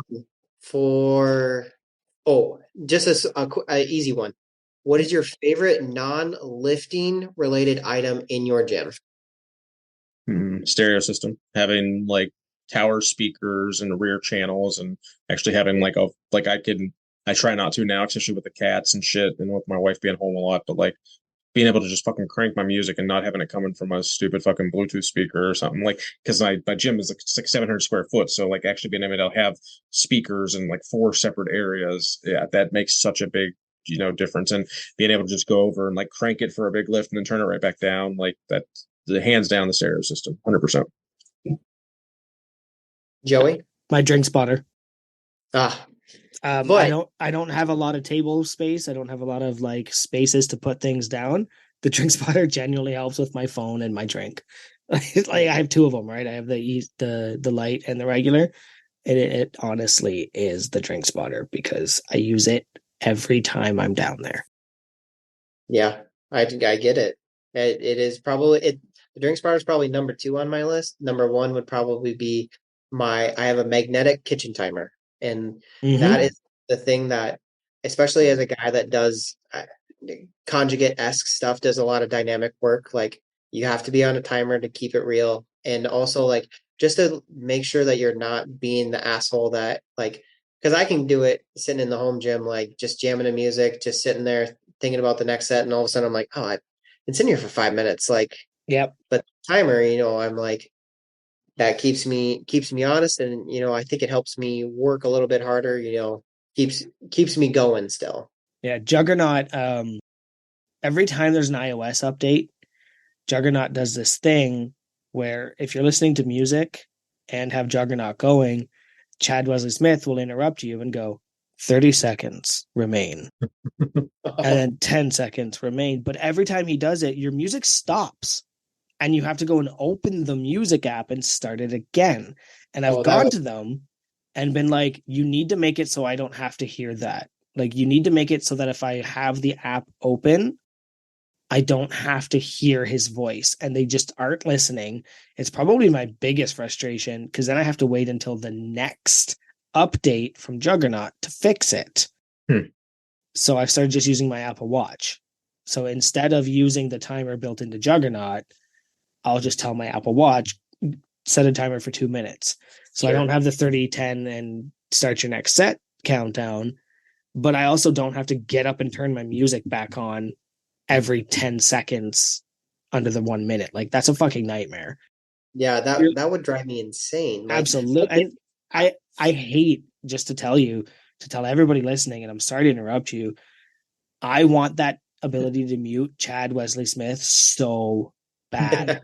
Because if you're like amping up to a big go, like you've got like RP 10 2 set or 2 reps, and you're like, fuck it. Like you've got that song going and you're going, and then suddenly you just hear, start your next set. And your music mutes for a second, you're out of the zone. mhm. So if anybody from Juggernaut's listening, give me the ability to mute that. That or I mean, I guess a workaround hack is, hook up the iPod Touch to your, your speaker, and you're good Get to the go. old iPod. Yeah, That's get the old iPod and Touch out. well, and That's that'll just talk about the mind. So like, I don't hook up my phone to my stereo system. I have a tablet that just lives 24/7 plugged into it with an aux cord. Never comes out of the gym. Like that is Yeah. clutch. Like just open up Spotify and I pick have like two one of 6 phones, playlists. but one of them's a work phone, and I want nothing to do with my personal life on that phone. yeah, And I I gave my kid my iPad, so like I don't have that. I'd have to go and buy Yeah. another fucking device. But like, goddamn, like it's gotta. Not to have That's Chad bug you. It might be worth the $100, whatever you can get a shitty phone for and live down just there. I don't know. honestly, I'd stop using Juggernaut before I buy another tablet. Well, I If mean, they you don't can fix always that issue, like I'll just start doing my own programming at this rate. just run with the Jackal program. I hear that's pretty famous. Is that something you ever ran, Jake? Did you ever get a template of the Jackal? Was it No, Jackal, whatever the acronym after the number after it was? Jack 3D? no,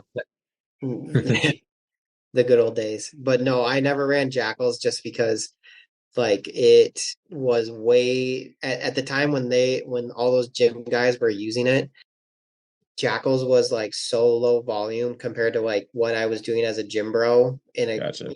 as a 19, 20-year-old kid in a college setting, like I was lifting for 3 hours doing, tons and tons and tons of volume. I was like, yeah, I'm not doing that. So that passed me by. Well, speaking of 3 hours, I think it's time, guys, that we rein this in a bit. Do you have one more question, Jake? Was there one you really wanted to put towards us? I got one more. I got Yeah. I got a FMK for both of you. Okay. We'll keep it. We'll try and keep it quick. Yep. That's 60 that's on seconds or you. less, Keith. Okay. Joey, FMK, video games, cigars, alcohol. All right. Kill alcohol. We've already talked about that. Fox cigars, because I love them, but I don't need them every day. But if I could just sit and play video games all the time, I would. But only certain ones. Like if they just re-released us, like if they did a new Spider-Man or Assassin's Creed all the time, those. But yeah, alcohol's on its way out anyway. Cigars, I just do when I want. So it would have to be, video games. Yeah, I was scrolling through your Instagram trying to find something that I could talk about, and I was like, God damn it, there are a lot of selfies with cigars. Yeah. And so put it in there somewhere. Yeah. All right. I love cigars.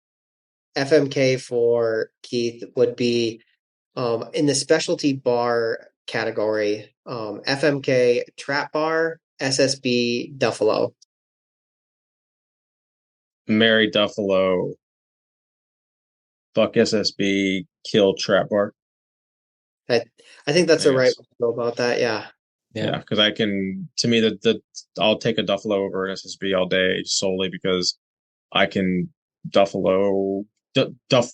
I could. Yeah, I think I've talked about it before. So just listen to one of those other episodes because we're on the 3 hour mark. But yeah, Duffalo is 100% my go-to, especially in bar. I could not live without it. Yeah. All right. That is all I have for you then. I have a couple other questions, but for the sake of passing them, I'll pass them on to someone else because they're more You can generic. always post. You can always just post them in the Discord too. That would be fun. Yeah, and it's like, no offense, we want to hear them. No. 3 hours is so long. As a guy that way, I told my wife, I was like, I really hope that I am like a 2 hour podcast because I know the guys listening to it, and then also myself, I'm getting up at 4:30 to go do my lift tomorrow morning. So like I'm like, yeah, I'm ready to go. All right. Well, so if we want to plan that, let's round it in. You can hear bring us. This one in for a landing. Yeah. We're at Unpaid and Underrated Podcast. Website is unpaidinternpodcast.com. We have a series of promo codes. We have one at hypedust.com, which is unpaid. We have one at Barbell Rescue, which is NWC. I have one for a coffee company if you're looking forward to that one. Like we have a series of codes you could use to help support us. But most importantly, follow us on Instagram, follow Massonomics, and follow my friends here. Tell us where to find you. Keith Honeycutt 73 on Instagram. Go follow my Orange Jim, the No Wine Cellar. What about you, Jake? you can find me on Instagram at Jake Heide, Jake Jake Hyde Heid. All right, boys. Well, Jake, I really wanted to thank you for coming, and we'll see you next Tuesday, boys.